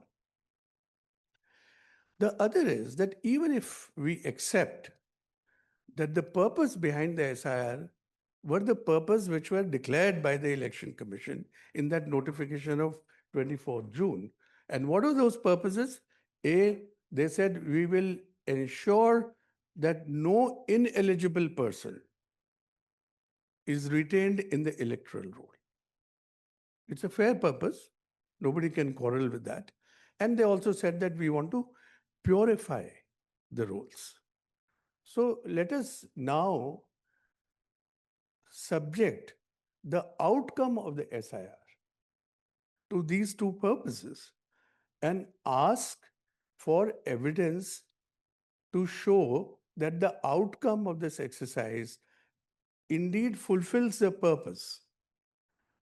जिस मकसद से आपने ये किया था, जो बताया था कि ये हमारा मकसद है, क्या ये मकसद पूरा हुआ या नहीं हुआ? तो पहला मकसद तो इनएलिजिबल लोगों को निकालना है।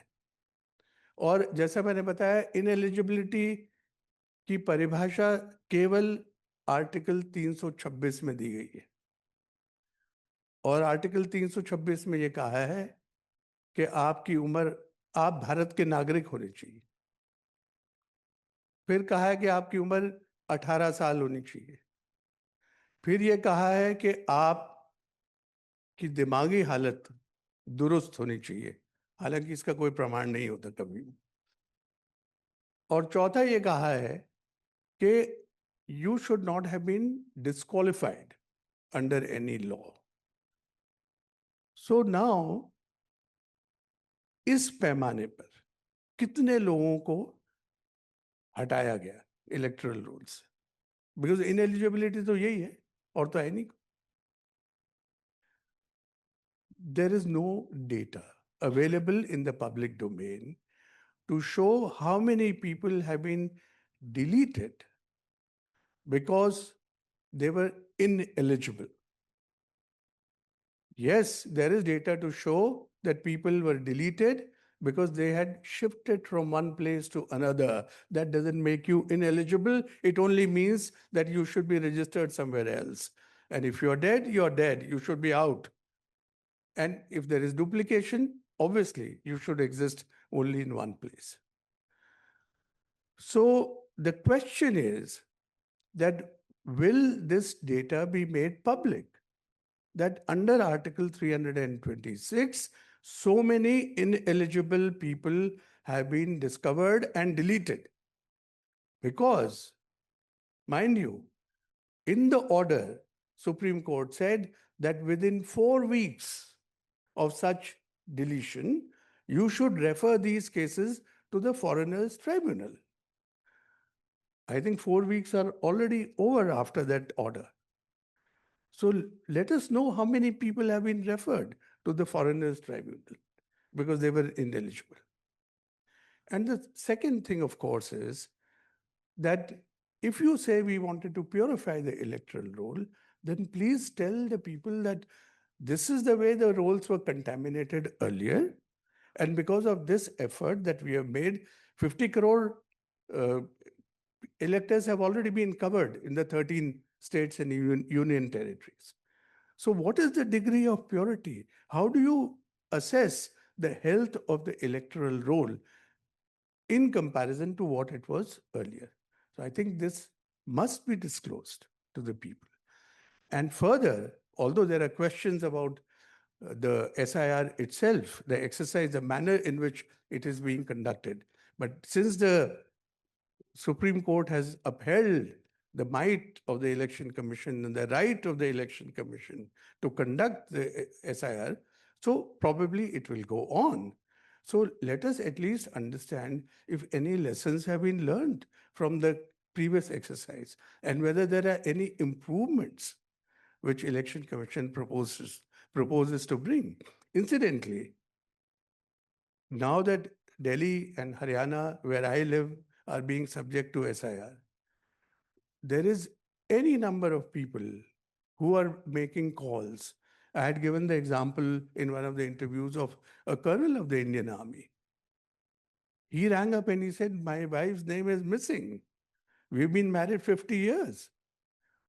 And it's missing because they cannot compare that tally the name of her father, whose name exists in Bhiwani, and the name that she spells of her father. They can't compare. There are so many people who are anxious whether they will continue to vote or not. So let me end uh, by saying that all these 13 documents, and you have so many documents of proving that you're a taxpayer or you have an identity through Aadhaar or you have a school living certificate. तो उससे फिर मुझे एक बड़ी interesting Krishna Bihari नूर की एक नज्म है, तो उसके अंदर एक बड़ा अच्छा शेर है. तो नज्म ये है कि जिंदगी से बड़ी सजा ही नहीं और क्या जुर्म है पता ही नहीं, इतने हिस्सों में बट गया हूं मैं, मेरे हिस्से में कुछ बचा ही नहीं. Thank you.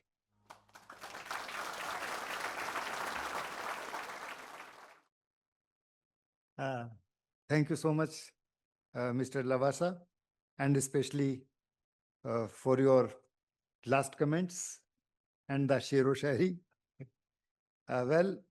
Our authorities can go to any extent. In Hindi, like they say, ki pehle anda aaya ya murgi aayi.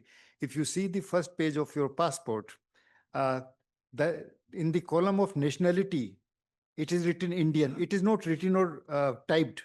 It is pre-printed. It is printed by India Security Press. When the passport itself, when the blank passport was printed, your nationality was already written as Indian.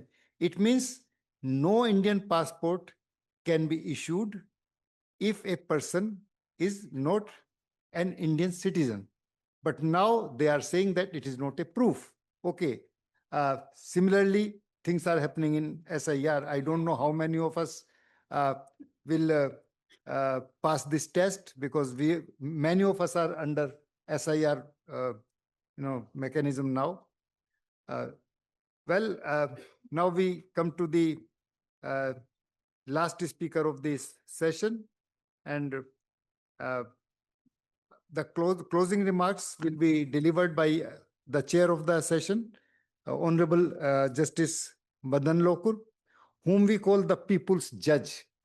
And he was also the chair of the Citizens Commission on Elections. And we also brought out a publication with the findings of this commission. The books are available outside with Mr. Paranjoy. So those who are interested, they can buy the books also. So welcome, Honorable Justice Madan Lokurji. Yeah, thank you, Ashokji. Yeah, good morning to everybody.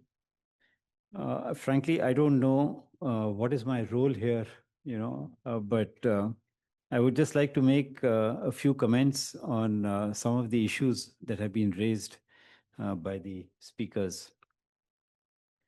First, I would like to, deal with the issue of the controversy that we are facing right now, and which has been adverted to by Ashok, about the passport versus the citizen. If I have a passport, an Indian passport, am I a citizen of India, or am I recognized as a citizen of India? We've been told by the Ministry of External Affairs in a press conference that the passport is nothing but a travel document. So it does not mean that you're a citizen of India just because you have a passport. So I had a look at the Passports Act of 1967, and I will read to you the preamble to the Act and then come to some other sections. The preamble to the Act says that it is an act to provide for the issue of passports and travel documents, to regulate the departure from India of citizens of India, etc., and other persons. So the preamble itself makes a distinction, and so does the Act itself, makes a distinction between a passport and a travel document. A passport is defined in the Passports Act, and a travel document is also defined in the Passports Act. Now, Parliament does not make laws, and use superfluous words or words that have no meaning I think that's a well-settled principle. So when the Passport Act talks about a passport and it talks about a travel document, it means that these are two separate documents. So to say that a passport is nothing but a travel document, I think is a complete misreading of the provisions of the Passports Act. That is the first thing which I think should be clarified, that since it is a complete misreading, a person who holds an Indian passport is a citizen of India. I think that should be very clear. Now, look at it from the point of view of somebody else outside the country, an embassy or a consulate. You go to an embassy for a visa because you want to travel abroad. And the officer over there asks you, I'm giving this visa to you on the basis that you're a citizen of India. But your Ministry of External Affairs says that the document that you're presenting to me is not a passport and it does not certify that you're a citizen of India. So I'm sorry, I can't give you a visa. What happens at that time? The person says that, well, you're presenting to me a travel document. I want a passport which says that you're a citizen of India. Your government says that this document, that the passport that you're showing me is not, proof that you're a citizen of India. So I'm sorry, I'm not giving you a visa. What happens in a situation like that? Does it mean that all the Indians who have gone abroad to Europe, United States, and so on, are persons who are not citizens of India? Just because they have a passport, it doesn't mean anything at all. So the passport effectively is reduced to a ticket, okay? Not even an airline ticket, but perhaps a bus ticket or something, that which entitles you to travel from one destination to another destination and nothing more. Now, I think with great respect to the officer in the ministry, it's saying something which is totally contrary to the law and totally contrary to the Constitution of India.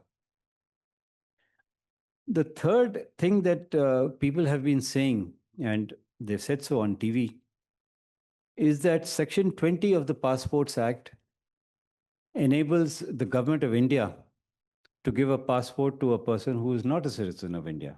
Fair enough, it does. But how many people who are not citizens of India have been given passports of India? We don't know.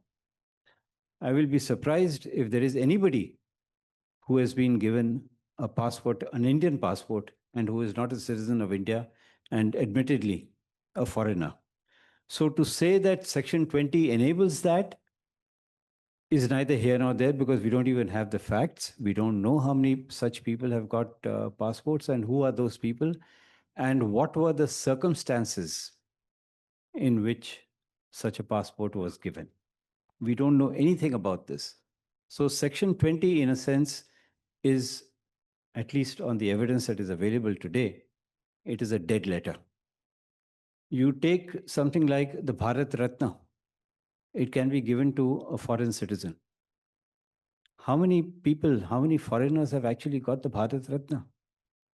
Just two, Nelson Mandela and Khan Abdul Ghaffar Khan. That's it. But we know them and we know what their nationality is. We know that they are citizens of different countries. A person under Section 20, first of all, we don't even know whether such a passport has been given. We don't know who that person is. We don't know the nationality or the citizenship of that person. So we're just talking on something which is hypothetical. So I think even this submission, that, it can be given to a foreign national, I think is neither here nor there. There has been a mention about citizenship by birth. Yes, the Constitution of India and the Citizenship Act does mention about citizenship by birth. There's also a reference to the recent judgment of the United States Supreme Court, which, by the way, the Constitution talks about citizenship by birth. But the 14th Amendment of the Constitution, Section 5 of the 14th Amendment, says that Congress can make a law with regard to citizenship. And the Constitution of India also says the same thing. And it's on that basis that the Citizenship Act has been framed. So perhaps that's what the President of the United States is looking at, the possibility of framing a law under the 14th Amendment, Section 5 of the 14th Amendment, to do away with this citizenship by birth. We've done it. We've put some conditions, we've put some riders about one parent being a citizen of India, one parent not being an illegal immigrant. I don't know what the United States Supreme Court would do. The last point that I want to make on this is something I think which is very, very important. And that is the Constitution of India gives certain fundamental rights to citizens. Among the most important rights that are given to citizens are enshrined in Article 19 of the Constitution. The right to freedom of speech and expression, the right to travel within India, any place in India, the right to carry on any business, profession, or any activity, occupation, and so on. These are granted only to citizens. They're not granted to everybody else. Article 21, the right to life and personal liberty, is granted to everybody, whether you're a citizen or not a citizen. Article 14, the right to equality, is granted to everybody. It doesn't matter whether you're a citizen of India or not. But Article 19 is granted only to citizens of India. So if a person is declared as a person not being a citizen of India, why? Because he doesn't, or he or she doesn't satisfy the requirements of the Election Commission and therefore not allowed to vote, and therefore under Article 326, perhaps not a citizen of India, that person is not entitled to any of the fundamental rights under Article 19. Can you imagine that? Somebody takes away your fundamental right to freedom of speech. You go to the court and say, I'm a citizen of India and my fundamental right to freedom of speech and expression has been taken away. And the judge asks you, what proof do you have that you're a citizen of India? What is your answer? You don't have a single document to show that you're a citizen of India. You have a passport, but the judge says, sorry, the passport is a travel document. It's not a document of citizenship.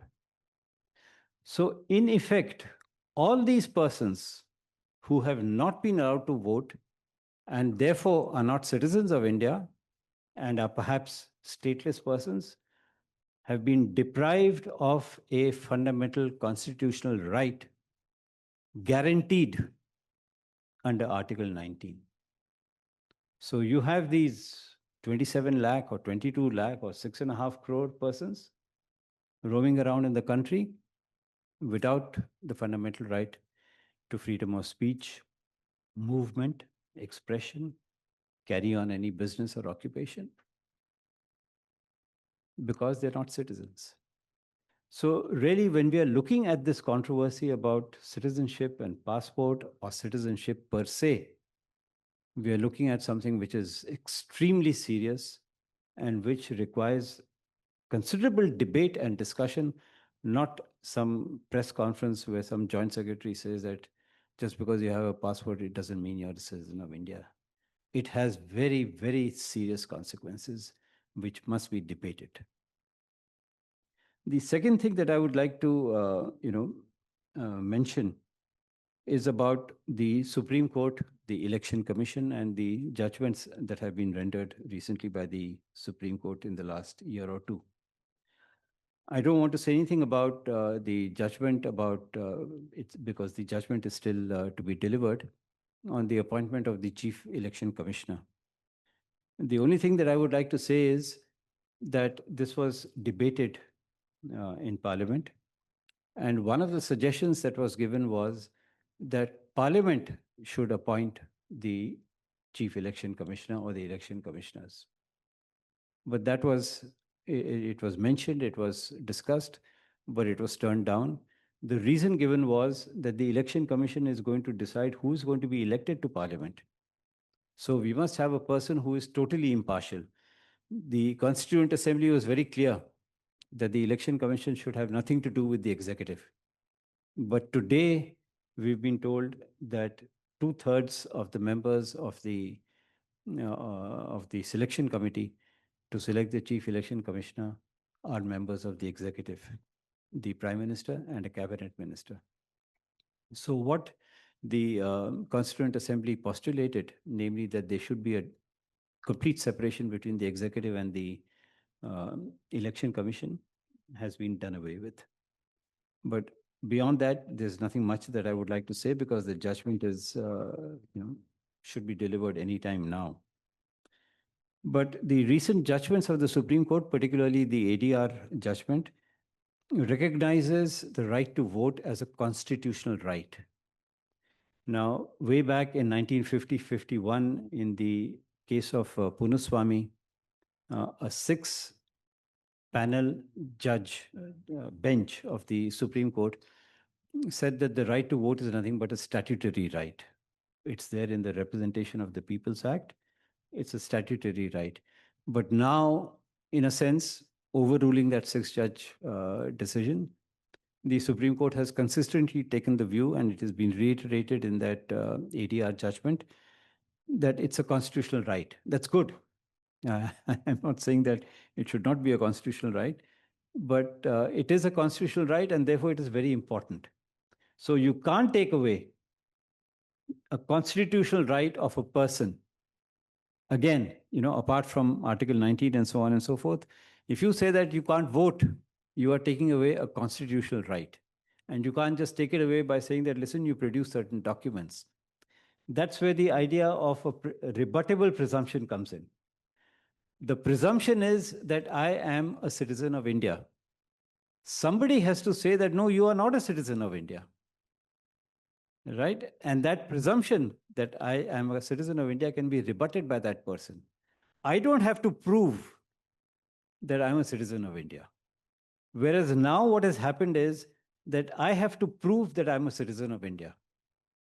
So that rebuttable presumption has already been accepted, and the burden is cast upon me to say that, listen, you please prove that you're a citizen of India, and if you're able to prove that through the production of these documents, I'll allow you to vote. It's actually the other way around.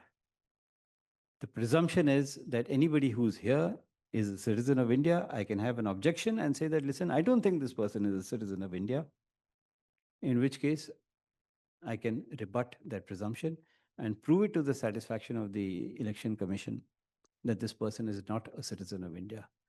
So there is this distinction that has to be made between a rebuttable presumption and the existence of a presumption which can be rebutted. I think the Election Commission has in the recent past, kind of overturned that, that burden of proof. What is the consequence of that? A consequence of that is that something like 27 lakh people, perhaps in West Bengal, have been disenfranchised. I met one of the tribunals last Saturday. And she told me that the average, there are 18 tribunals, there were 19 constituted. One of them resigned. I don't know if a replacement has been appointed. But out of the 18 tribunals, what I was told was that the daily disposal is about 20 to 25 cases per tribunal. On a rough calculation, it comes to about 500 cases being decided per day. I don't know how many working days there are, but try and imagine if 500 cases are decided in a day, how much time will it take for 27 or 22 or 23 lakh cases to be decided? And then to say that, listen, you need not vote in this election, you can vote in the next election. Perhaps the time of that person may not even come in the next election at 500 cases per day or 600 cases per day. I also think that one of the important points which the Supreme Court has missed is the expression reason to believe. That is there in the Act. That you can have an SIR if you have reason to believe that there is something wrong in the electoral roll. What is that reason to believe? The expression reason to believe has been interpreted 100 times under the Income Tax Act. So you have an assessment order, the income tax officer has reason to believe that, well, you have some income which has escaped assessment. He has to give the reasons. Why does he come to that reason? That has to be seen by the commissioner, and then a notice is issued to you for reassessment. The PMLA, which Enforcement Directorate is using day in and day out, also has the expression reason to believe. There is reason to believe that you are guilty of money laundering, or that you have, some income which you've not shown and which you've perhaps laundered. The Representation of People's Act also talks about, 1950 Act, also talks about reason to believe. I have reason to believe, the Election Commission has reason to believe that the electoral roll has been wrongly prepared in a constituency, in any constituency. Supreme Court has said any constituency can mean the entire country. Fair enough. But the reason to believe must be there. And the reason to believe has not been specified in the judgment of the Supreme Court. So we don't even know what the reason is. Questions have been raised on what is the reason that you have. When the electoral roll was prepared in January, elections were held in January.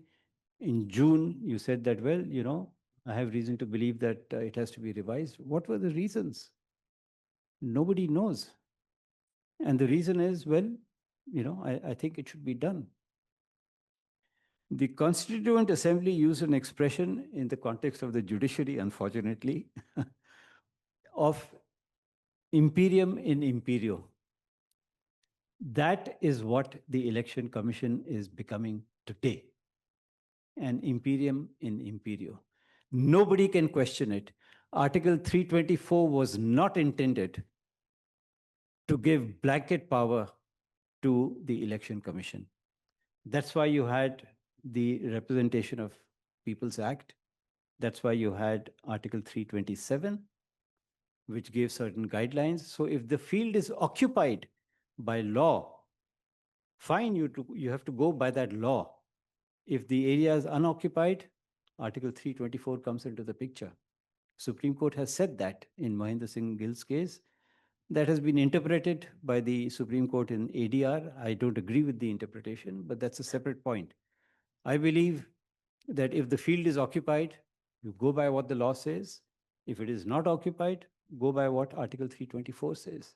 It's not that Article 324 can, in a sense, say that, well, I don't think the field is occupied, even though it is. I don't think it is occupied, so therefore I will do what I feel like doing. That's where the imperium and imperio concept comes in with the Election Commission. And I'm afraid that has been given to the Election Commission. The last thing that I would like to say, well, two more things actually. One is Mr. Ashok Lavasa had mentioned about piecemeal revision of electoral rolls.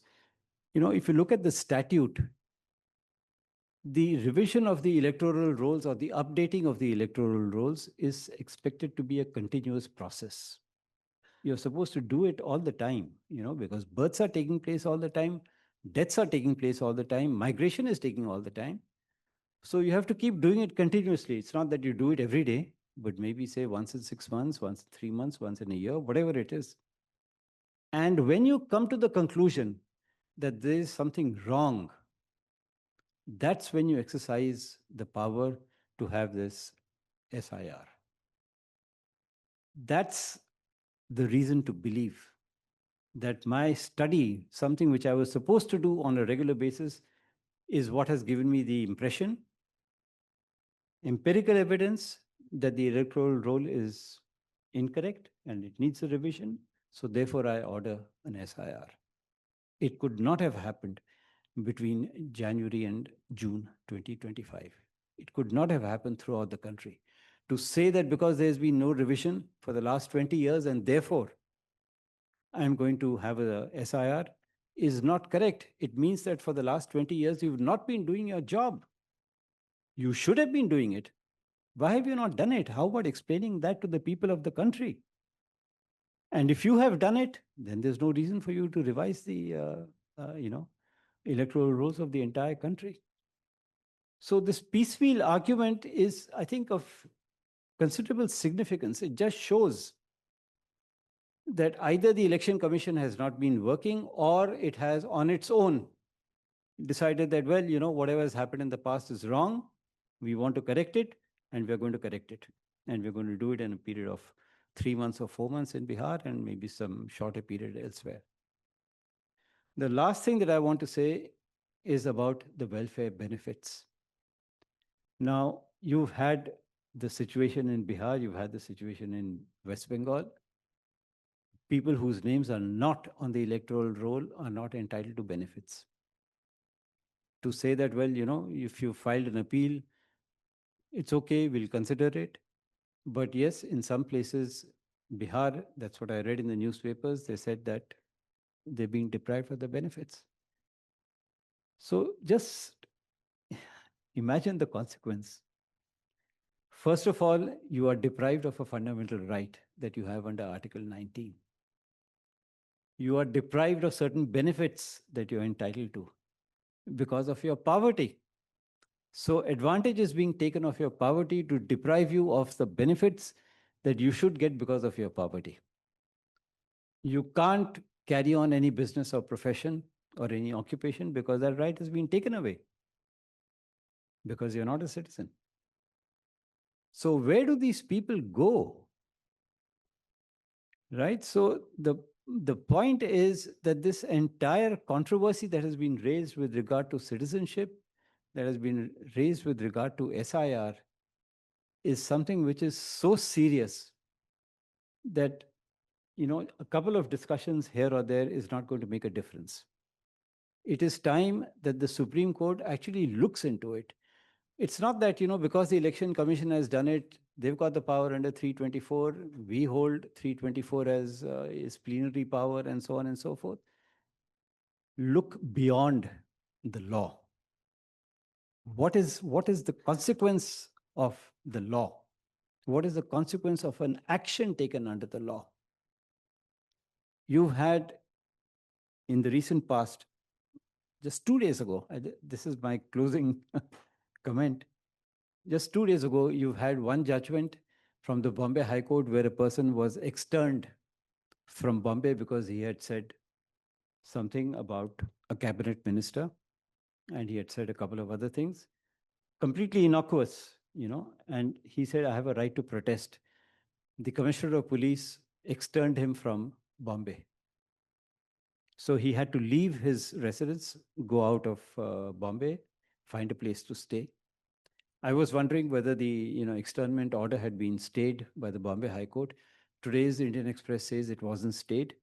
For 7 months, he lived outside Bombay, outside Mumbai. He was sharing a flat with somebody. His family was in Mumbai. His kids were in Mumbai. His work was in Mumbai. His political activities were in Mumbai. He was not allowed to enter the city because of that externment order. And the Bombay High Court said the externment order is illegal, quashed it. Nothing followed from that. It was just simple quashing. I believe that that's where accountability comes in, which Anjali had mentioned. Shouldn't the executive, the Commissioner of Police, or whoever it is who passed that externment order have been made to pay for it by way of compensation to this person or some other method? The second judgment is from the Delhi High Court, where no, today's Indian Express says no, not state. May have been state, but he was asked to leave. He was not allowed to enter Mumbai for 7 months. The Delhi High Court judgment says that a father and a son were arrested by the police, beaten up. The father was released the same evening. The son was not released. Next morning, the son was found dead, hanging. And the defense given by the police was, the answer given by the police was that, well, he committed suicide. What are we to do? Is material for committing suicide so easily available in a police station?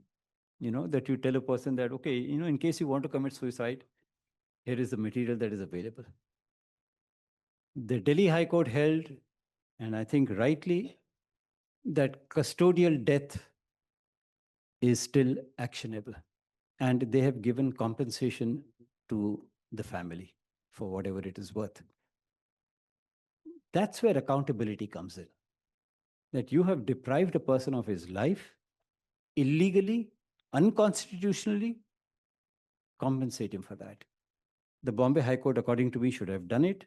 Delhi High Court has done it. And this entire controversy about SIR and not being able to vote, not having your fundamental rights, not getting welfare benefits and all that, somebody has to be held accountable. And I think we need to discuss that as well. Thank you.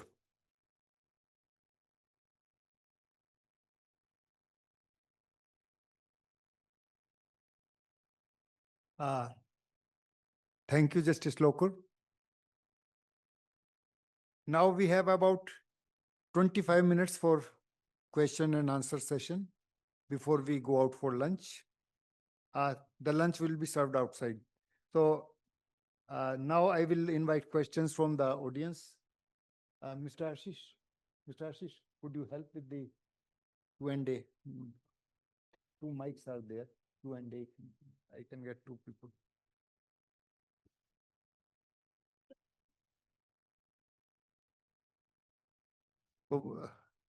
Please, Bhasha ji, please. Justice Lokur, मैं आपसे पूछना चाह रही हूँ कि ये बिहार और पश्चिम बंगाल में गवर्नमेंट ऑफिशियली बोल रही है, मुख्यमंत्री बोल रहे हैं कि जितने लोगों के नाम कटे हैं वो अब गायब हुए, उनको हम कोई सब्सिडी नहीं देंगे, कुछ नहीं देंगे, और इसको अभी तक कहीं चैलेंज नहीं किया गया है। तो इसमें जितने लोग 23 लाख के करीब बंगाल में और 22 लाख के करीब बिहार में, जिनके बारे में सम्राट चौधरी ने भी कहा कि इनको हमने राशन देना बंद कर दिया है, इनका ड्राइविंग लाइसेंस नहीं बनेगा, और खबर ये भी है कि उनके नाम पर अब ज़मीन भी नहीं है, बिजनेस भी वो नहीं कर सकते हैं। तो लीगल स्थिति क्या है करीब जो 50 लाख लोग हैं ये दो राज्यों में?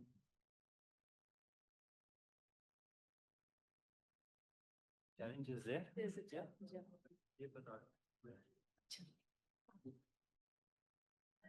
There is a challenge. I think a challenge was, a petition was filed by the Paschim Banga Khet Mazdoor Samiti in the Supreme Court. The Supreme Court refused to hear it, said that they should approach the Calcutta High Court. The Calcutta High Court is hearing the matter, but has said that no aggrieved person has come to us. Why are you coming to us? So, I mean, that is definitely, I mean, the challenge is there. Nothing has come out of it so far. And I think that itself is concerning. And Justice Lokur, you might want to comment on. Bengal में challenge हुआ है पर किसी court ने कुछ किया नहीं. Yeah, well, I have already expressed the view कि ये गलत है. It should not be done. And you see, the answer that no aggrieved person has come, I think is wrong. What is public interest litigation all about? I mean, public interest litigation is that anybody can go to the court and say that, listen, this is wrong. ये गलत हो रहा है. तो ये नहीं कि कोई जो 35 लाख या 25 लाख 50 लाख जितने भी लोग हैं उनको कोर्ट में जाना चाहिए. क्या ये कह रहे हैं कि ये जो 50 लाख लोग हैं 50 लाख पिटिशंस आप फाइल कीजिए? Calcutta high court, Patna high court दब जाएंगे बिल्कुल. हाँ, sorry. You're right. Right. So it should be taken up as a public interest petition. Suo moto. Why not? मेरा सवाल पूरे पैनल से है, जो भी चाहे जवाब दे दें. ये जो साबित करने का सिलसिला है नागरिकता का, ये कहाँ से शुरू कर सकते हैं? यानी जो राजपत्रित अधिकारी हैं, कमीशन ऑफिसर हैं, क्या वो सब भारत के नागरिक मान लिए जाएंगे?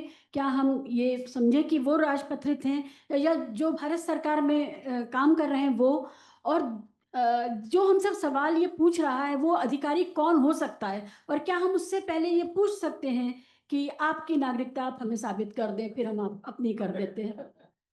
नहीं, ये सीरियस सवाल है। मतलब मैं जानना चाहूंगी कि मुझसे सवाल कौन कर सकता है, तो ये बहुत ज़रूरी है मेरे लिए, क्योंकि क्या पता वो भी पर्सोना नॉन ग्राटा हो, उसका भी कुछ पता ना ठिकाना ना हो कि वो भारतीय है या नहीं है। और यदि मेरे पिताजी मिनिस्ट्री ऑफ डिफेंस से रिटायर हुए हैं, पेंशनर हैं, और मैं उनकी औलाद हूँ, तो क्या मैं भारत की नागरिक हूँ? तो ये मेरा सवाल है, जो भी जवाब दे। मेरा सवाल नहीं है, कुछ बोलना है, if it's permitted. It's not a question. Ma'am, go ahead here. Just to say a couple of things, I was also part of among the lawyers who were arguing the SIR matter for 2 Bihar activists. I think there is something, and the panel has brought it out in different ways. Although I think Justice Lokur still has a residual faith where he's asking us to go back to that court. I understand the residual faith in Justice Lokur. I think what is very clear after the SIR judgment in particular is that there is complete institutional alignment today. And the whole concept of checks and balances on which the Indian Constitution actually can work as a machine, whether it is choosing the election commissioner or anyone else, is not working. The Supreme Court of India also has a track record of never having declared unconstitutional any draconian law, whether it was POTA, TADA, etc. They were brought down not because of the Supreme Court of India.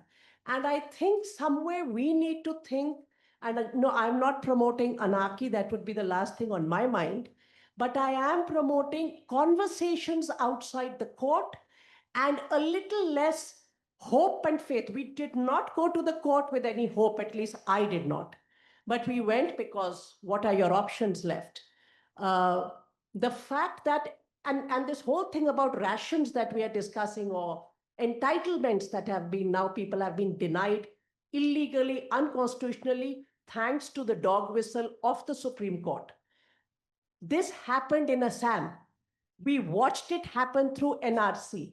People have been put in detention centers. People have been declared non-citizens. Nobody is being deported as per procedure and law. Bangladesh refuses. So we saw this coming. I think we need to pay attention to what is happening in those parts, because that is going to happen here. SIR is a trident. It is a trident which will remove largest number women. They are the least documented group of people in this country, but we rarely talk about women. Secondly, Muslims, because that is a political agenda to disenfranchise them. And thirdly, the poor. If you remove the poor and working class as citizens, you don't have to give economic policies of a welfare state. This is a far-reaching thing that we are watching. It's not just about, can I get onto the electoral roll? And the Supreme Court has shown where it stands. And I think we need to be able to persuade the Supreme Court to revisit the Constitution, not by necessarily filing a petition, but by writing, talking, engaging.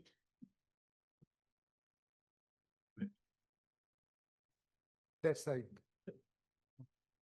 इसके बाद justice Lokur, आपके लिए ये है कि passport पे जो बड़ी डिबेट हो रही है, मेरे माइंड में भी बड़ी एम्बिग्विटी थी, और निरुपमा राव जैसी नॉलेजेबल एंड काबिल ऑफिसर ने भी उसको डिफेंड किया, लेकिन आज आपके ओपनिंग रिमार्क में बिल्कुल उसको चांदनी की तरह साफ कर दिया कि प्रीएम्बल कोट करके, कि प्रीएम्बल में कि passport and travel document, these are two separate thing. एक जो मेरे माइंड में डाउट था कि तिब्बतन रेफ्यूजीज हैं, इतने साल से हैं, ये कैसे करते होंगे, हो सकता है इनको भी पासपोर्ट दिया जाता हो, उस पासपोर्ट भी क्या लिखते होंगे। मैंने भी गूगल किया, बड़ा उसका जवाब बड़ा क्लियर आ गया। तो उनके लिए आइडेंटिटी सर्टिफिकेट दिया जाता है। तो travel document is the identity certificate and passport is for the citizen, for all of us.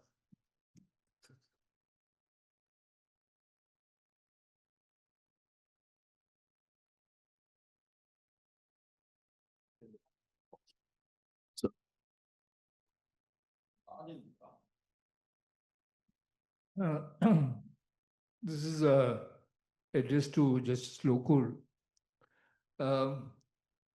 It is unfortunate that the petitioners against the SIR, both in the case of Bihar and West Bengal, did not frontally object to the constitutionality of SIR itself,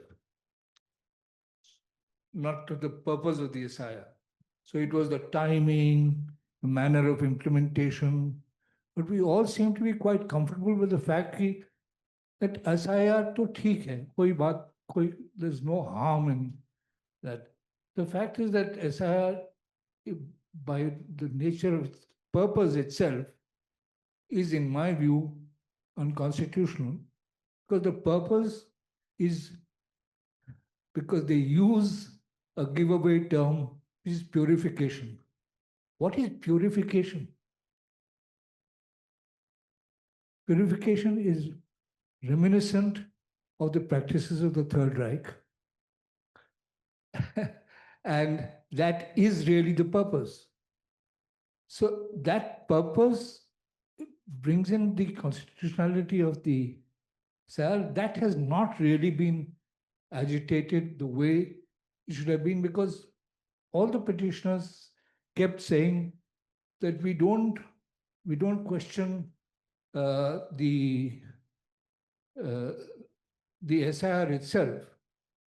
We question the way it is being done or the thing. So is there scope now for raising that issue and saying that the purpose itself is immoral, illegal, and so on? And could it be a part of a revision petition now?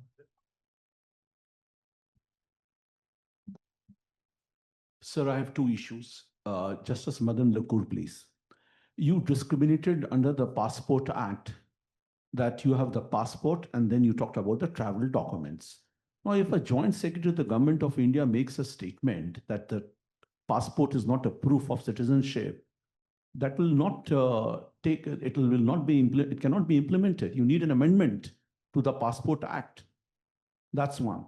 Second point is, the problem is that you just cannot batter the Election Commission of India on and off. The Election Commission of India also operates through the returning officer, assistant returning officers. And the problem is the spinelessness of the officers there. We need people like Mr. Lavasa to have the spine, to take a stand. So it's just not the Election Commission of India, but also the returning officer, ARO. At the lowest level, the functionaries are so important. I'll just give you one example. You don't need ECI to seek protection. I was observer in Asansol in West Bengal. This was a by-election of a member of parliament. The current CM of Bengal was there. We were having a meeting of the observers, police observer, and that we had that expenditure observer, and two of us were there. He said, आप हमको नाम दे दीजिए, दोनों का एक email भेज दीजिए ECI में, कलेक्टर का और कमिश्नर का. They are B team of this ladies party. हम वहां से ट्रांसफर करा देगा. The additional director general police, who was the police observer, says, we can work on it. I said, no, if you do it, I'll write a dissenting note. I cannot take this. So he says, this person says, no, we'll have a separate meeting. So the other observer said, let's go out. I said, no, why should I go out? We should be together. He said, चलो चलते हैं. I said, चलो बाहर चलते हैं, बाद में आप communicate करिएगा. What happened? Then he had a meeting 1-to-1. Then when he came back together, he says, we'll send the names. I said, no, you cannot. I'll write a dissenting note. You cannot do that. तो बोला एक काम करो, एक कोई police inspector का change करा दो, उसको कर देते हैं. I said, वो करते रहिए, लेकिन ये नहीं होगा. कलेक्टर और आप पुलिस कमिश्नर को चेंज करेंगे. 10 को इलेक्शन है, उसके पहले ये आपका कोई एक फेस्टिवल है मुस्लिम का, उसमें राइट्स हुआ पहले. So you need to take a stand. You need spine. That's important. Let's not batter just the Election Commission of India. Election Commission of India is the bureaucrats at the lowest level who have to be held accountable, and they are responsible for it, and who have to take a stand. That's my stand. We have 4-5 more people to ask questions. So I'll request everyone to be, brief and Please. and sweet and focus on the main point. Mr. Ashish, sir घूम फिर के सारी बातें तो supreme court पे ही आ रही हैं कि वहाँ से हमें रिलीफ नहीं मिल रहा है जो होना चाहिए। तो मैं पहले भी कई फोरम्स पे ये सवाल उठा चुका हूँ। हाँ, सवाल मेरा यही सवाल है कि इसेंट्रिसिटीज अट्रैक्ट इसेंट्रिसिटीज। अगर वहाँ से नहीं हो रहा है तो हमें क्या करना चाहिए? Senior members of bar and retired जजेस, they should go and meet जजेस ऑफ द सुप्रीम कोर्ट। कुछ भी ऐसा डायलॉग इनिशिएट करना चाहिए कि what is going on and this is against the democracy. one more on that side and so that I can be seen. Let me stand up. I have two questions, very brief questions to Justice Lokur. One is that SIR is not being taken as a kind of evidence of being a citizen of India. Is that a correct law legally? Is that correct legal position? Then why is the government denying all schemes which are supposed to be given to the citizen on the basis of name inclusion in SIR? Number one.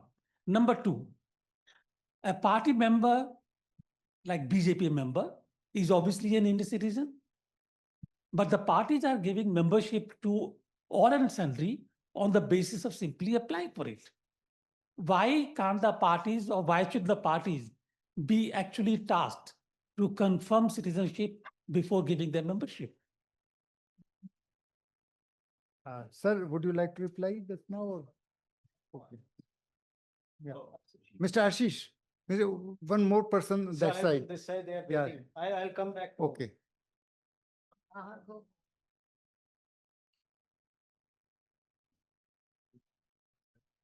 थोड़ा brief, हाँ?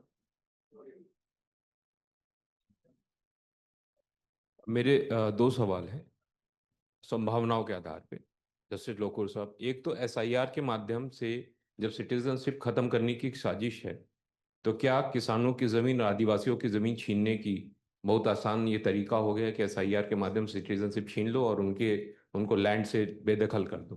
तो क्या सरकार की ये योजना है अडानी अंबानी को?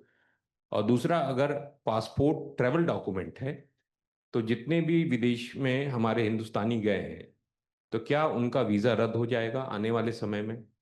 या जिस तरीके से भारत के अंदर से लोगों को डिस्प्लेस करेंगे, बाहर करेंगे, तो क्या सारे लोग अवैध घोषित हो जाएंगे? और इवन दो क्या नरेंद्र मोदी भी अगर बाहर जा रहे हैं पासपोर्ट पे, तो क्या ये भी अवैध घोषित हो जाएंगे आने वाले समय में? और कहीं ऐसा तो नहीं है और कि ट्रम्प जो है, ये हंसने की बात नहीं है, ये बहुत सीरियस कंसर्न है। अगर ये ट्रेवल डॉक्यूमेंट है तो क्या जितने लोग एनआरआईज हैं हमारे, क्या उन सबको बेडियो में, इवन दो नरेंद्र मोदी को भी बेडियो में हम देखेंगे आने वाले समय में कि ट्रम्प जैसा कोई व्यक्ति इनको बेडियो में भेजेगा? या हम मुसलमानों के साथ करेंगे तो हो सकता है कि अरब कंट्रीज भी हमारे लोगों को बाहर भेजे? कैसी संभावनाएं हो सकती है? Let's come back to the panel. Sir, you wanted to say something and then. I'll request all the people who are asking questions to just, if they could introduce themselves, so it would be nice. Just one more question from here. Yeah, just one more question and then we'll come back to the panel. Yeah. Please. My name is Yogendra Yadav. I have a question to the panel and to everyone here, which arises from all that has been said so far. Building on what Brinda, I think, had said, and to put it bluntly, is there a point in approaching the Supreme Court anymore? I do not ask it as a sweeping question, but on those issues where this regime has made up its mind, on cases that are considered politically sensitive, where the regime's interests are involved, is there a point in approaching the Supreme Court at all on those things? Second, elections. Do elections remain a possible mechanism for democratic and peaceful transfer of power, which they have been for 70 years in this country? Even after emergency, elections performed that role of a democratic and peaceful transfer of power. Are elections that mechanism anymore? And if you combine these two questions, are we reaching a point where constitutional democratic means are being extinguished? Thank you. Yeah. Now we come to the panel.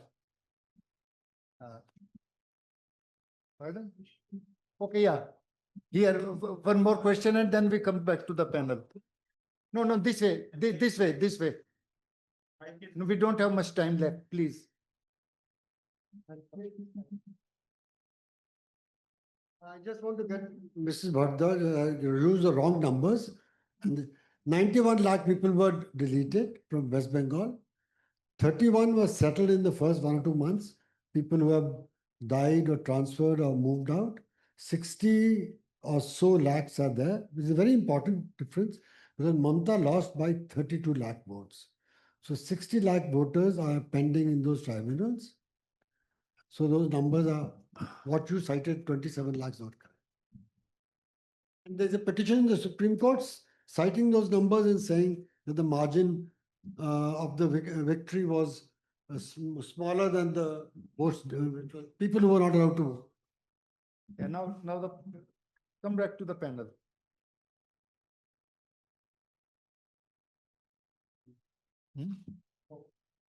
Okay. Yeah. No, but we have to go out for lunch also. 10 minutes are left. Only 8 minutes are left. बहुत बहुत धन्यवाद सहभागिता के लिए। दरअसल मैं राजेंद्र हूं और मैं थिएटर करता हूं। तो मेरा सवाल ये है कि जो लोकतंत्र का जो त्योहार है जिसमें इलेक्शन और जो पार्टिसिपेशन है वो ज़्यादातर गरीब लोग मैंने देखा है बहुत तैयार होकर जाते हैं कि भाई आज इलेक्शन है।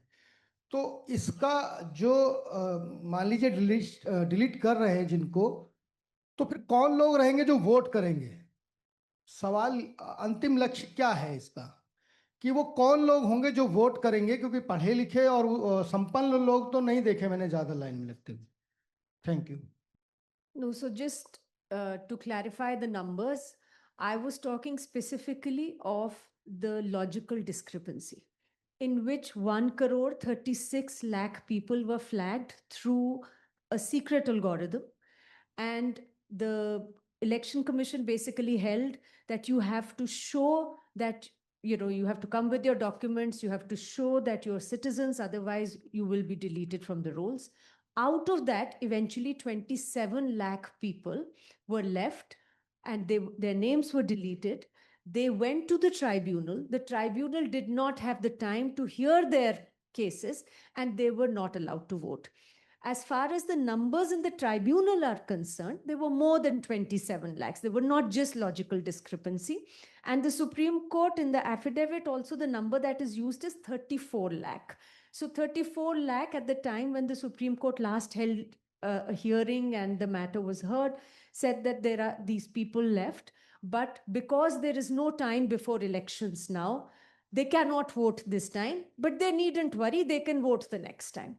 And the number of deletions, and the voting margin, the winning margin, those are different numbers. I was referring to these. So I wanted to clarify that the numbers were specifically, which I was referring to, was for the logical discrepancy. I think on the issue of one point was made that, can we go back to the court because the constitutionality was not really agitated. But I think Vrinda is here, Yogendra Yadavji is here also. It was very clearly challenged, the constitutionality, the whole issue of purification of roles, of the manner in which the SIR was being done. A lot of the discussion in the court, in the hearings, ended up being about implementation, about the timing of the SIR, etc. But I don't think we can now approach the courts on the same matter because the court did hear issues of constitutionality as well and finally gave this order with this judgment where they've said that SIR is constitutional.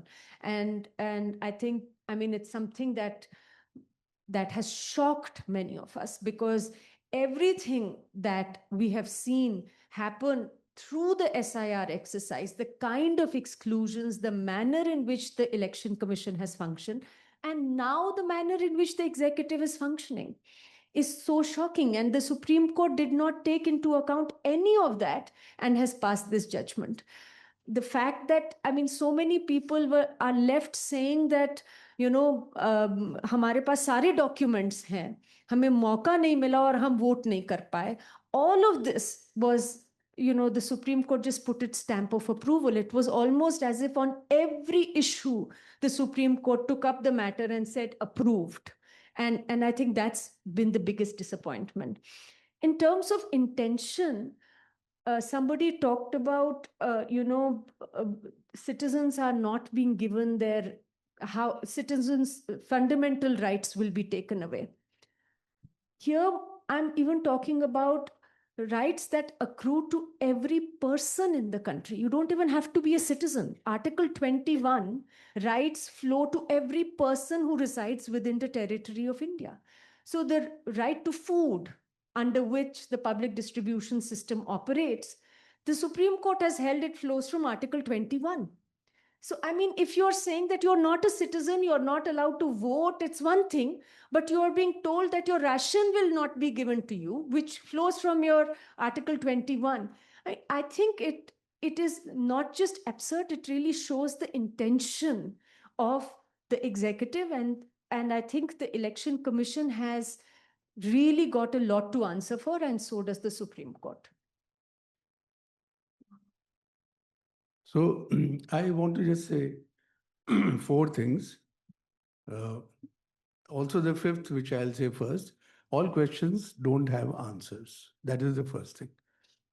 But the other 4 things that I wanted to say was कि ये जो 27 lakh logical discrepancy की वजह से निकाले गए लोग and whose cases are pending before the appellate tribunal, to the best of my understanding, of course, lawyers are there, they have not been taken into consideration by the Supreme Court while delivering this order. That is number 1. But a related thing is that the fact that these people, their names were included in the draft voters list,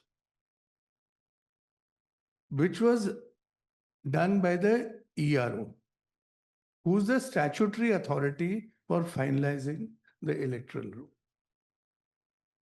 meant that prima facie, or more than prima facie, they fulfill the eligibility for being included in the electoral roll, but because of certain external factor called logical discrepancy, which was invented outside the universe of the ERO, there was discrepancy noticed in their cases. Now, a discrepancy is not equal to disqualification. So there is no reason why they should have been denied the right to vote. That is the first thing. The other thing is that we don't know, because so far there is no order to the effect that all these cases have to be disposed of by the appellate tribunal in a certain period of time. The order given by the Supreme Court pertains to the foreigners tribunal, who will determine the eligibility or the citizenship of the people who are deleted because they are not citizens. Those cases have to be decided before the next election, whether parliament, assembly, or municipal. I hope I'm right. So this is the first thing. Discrepancy doesn't mean disqualification. दूसरी चीज ये है that to view the deletions from the point of view of the outcome of the election, the result, may be one way of looking at it. And I don't know whether, I don't look at it from that point of view. I think a wrong procedure which is followed for determining the rights of the people is reprehensible per se. Whatever impact it has is a secondary issue. So I feel that the manner in which the whole exercise was conducted per se is unfair.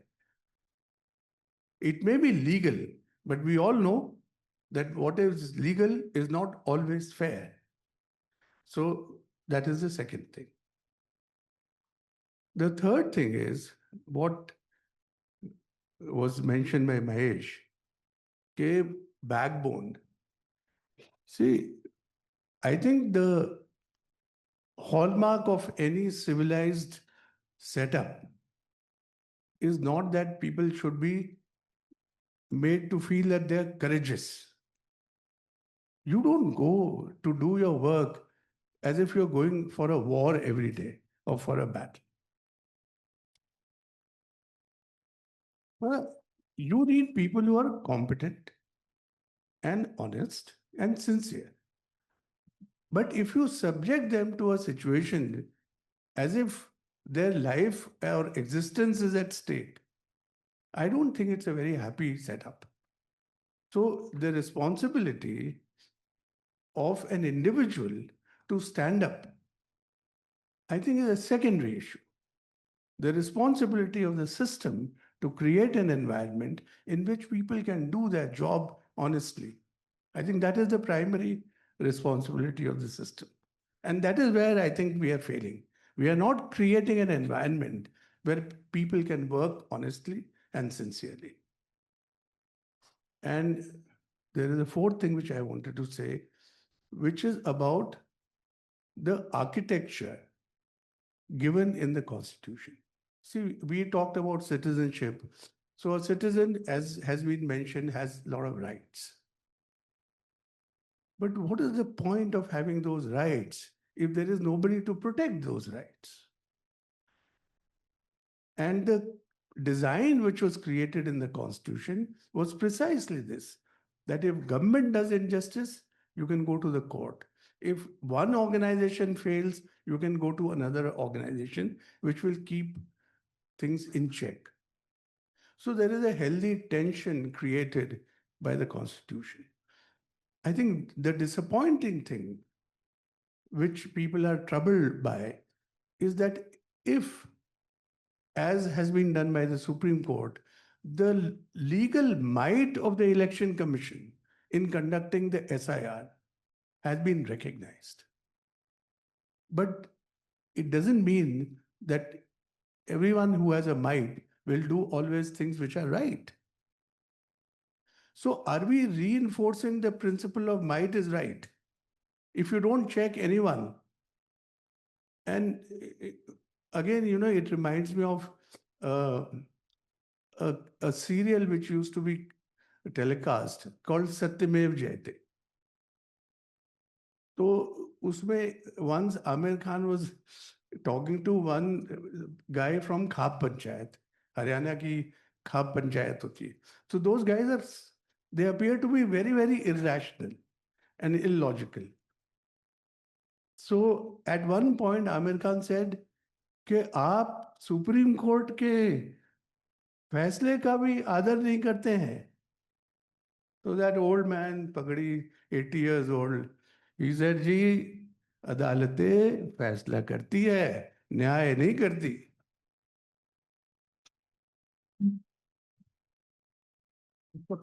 Mr. Pillai wanted to say something. Okay. Just a couple of very quick comments. Okay. I don't want to sound pedantic, but there is a view that citizenship has been defined by a very famous political philosopher called Hannah Arendt as the right to have rights. Yeah. In a very important piece she wrote, that was published in 1950, talking about the experience of interwar Europe. She writes about how in Nazi Germany, Jews were stripped of their formal citizenship, formally stripped of citizenship before marching them off to concentration camps. So the question that the gentleman at the back asked is extremely relevant. What, you know, the deprivation of citizenship or the stripping of citizenship is a very serious question. And different countries deal with it in different ways. We seem to be doing it a little clandestinely, if I may say so. So that was one. And second, I completely agree with Brinda on the question of the mass disenfranchisement of women. Yogendra has been writing about it. He's the one person who's written about it consistently in recent times. But also I agree with you, Vrinda, that the NRC is the template for the rest of the country. And that is why the SIR is being conducted in every state in India except Assam. But it has already happened in Assam in a certain sense. It is a proxy for the NRC. So the NRC is the template, and that is the template that we should be studying more carefully, including the dubious practices of foreigners' tribunals, the ways in which so-called judges are appointed to them, the kinds of documentary demands made, especially on women, and all of those issues that have come up in Assam and the detention centers. That is the template, and that is what we should study closely. Thanks. Sir, you wanted to say something, please. No, I just wanted to say, all our lives, last 70 years, I born in 1949. All our life, we always thought we are Indian citizens. Nobody questioned us. Even when we joined the service, what does the UPSC ask for date of birth? Your SSLC marks list. Whatever is the date of birth put in the 10th standard is proof that that is the day you were born and the place of birth. That's how we became. I retired as Union Home Secretary. Number two, I don't have a birth certificate. 1949, I was born at home. Many of the older people may not have birth certificates. So you cannot say that a non-citizen was made a Union Home Secretary. So nobody is questioning the citizenship of Prime Minister Modi. Nobody is questioning the citizenship of Rahul Gandhi. No, these are all, we presume. I think that whole presumption that if you are born in India, if you see the article in the Constitution, it says, domiciled and born in India shall be a citizen. It's not maybe a citizen, shall be a citizen of India. That's the article in the Constitution. So that presumption is now being challenged, saying, no, you prove your citizenship. No, you should ask everybody who's asking, Gyanesh Kumar, you prove your citizenship. First you prove, and bring him before another committee, not somebody else. Because what is happening today is you are having the lowest level officers in the electoral roll division who are deciding yours and I's whether we are a citizen or not. And I'm saying that that presumption that I am a citizen of India, if I'm not, you prove it that I'm not a citizen of India. And I think for the government, it is something very incorrect. There will be a backlash coming in years to come, because moment the backlash comes not just within the country, it comes even from outside. As somebody said, you might apply for a visa, somebody will say your passport is not applicable, it's a travel document, go bring your proof of citizenship. And look at the problem that has come, even for this government. If you realize in CAA 2019, the rules have not yet been put into place. The only state where the NRC was done in Assam under the supervision of the Supreme Court, that NRC has been rejected by the people of Assam and the government of Assam. Why? Because you found even 22 lakh Hindus there and you got 14 lakhs or 10 lakh, 12 lakh Muslims there. So there is a fundamental flaw in the way this exercise is being done. If you are looking at it from documents, you have to take, I think the fundamental has to be, if you are in India, you are an Indian. 99.9% of people are here. Their illegal immigrants are 0.1%. Whatever you may say, and that I can tell you from being a Union Home Secretary and so on and so forth. Some states in the border districts in Assam and so on, more immigrants have come post 71 and so on. But the percentage of illegal immigrants is a minuscule minority in the whole of India.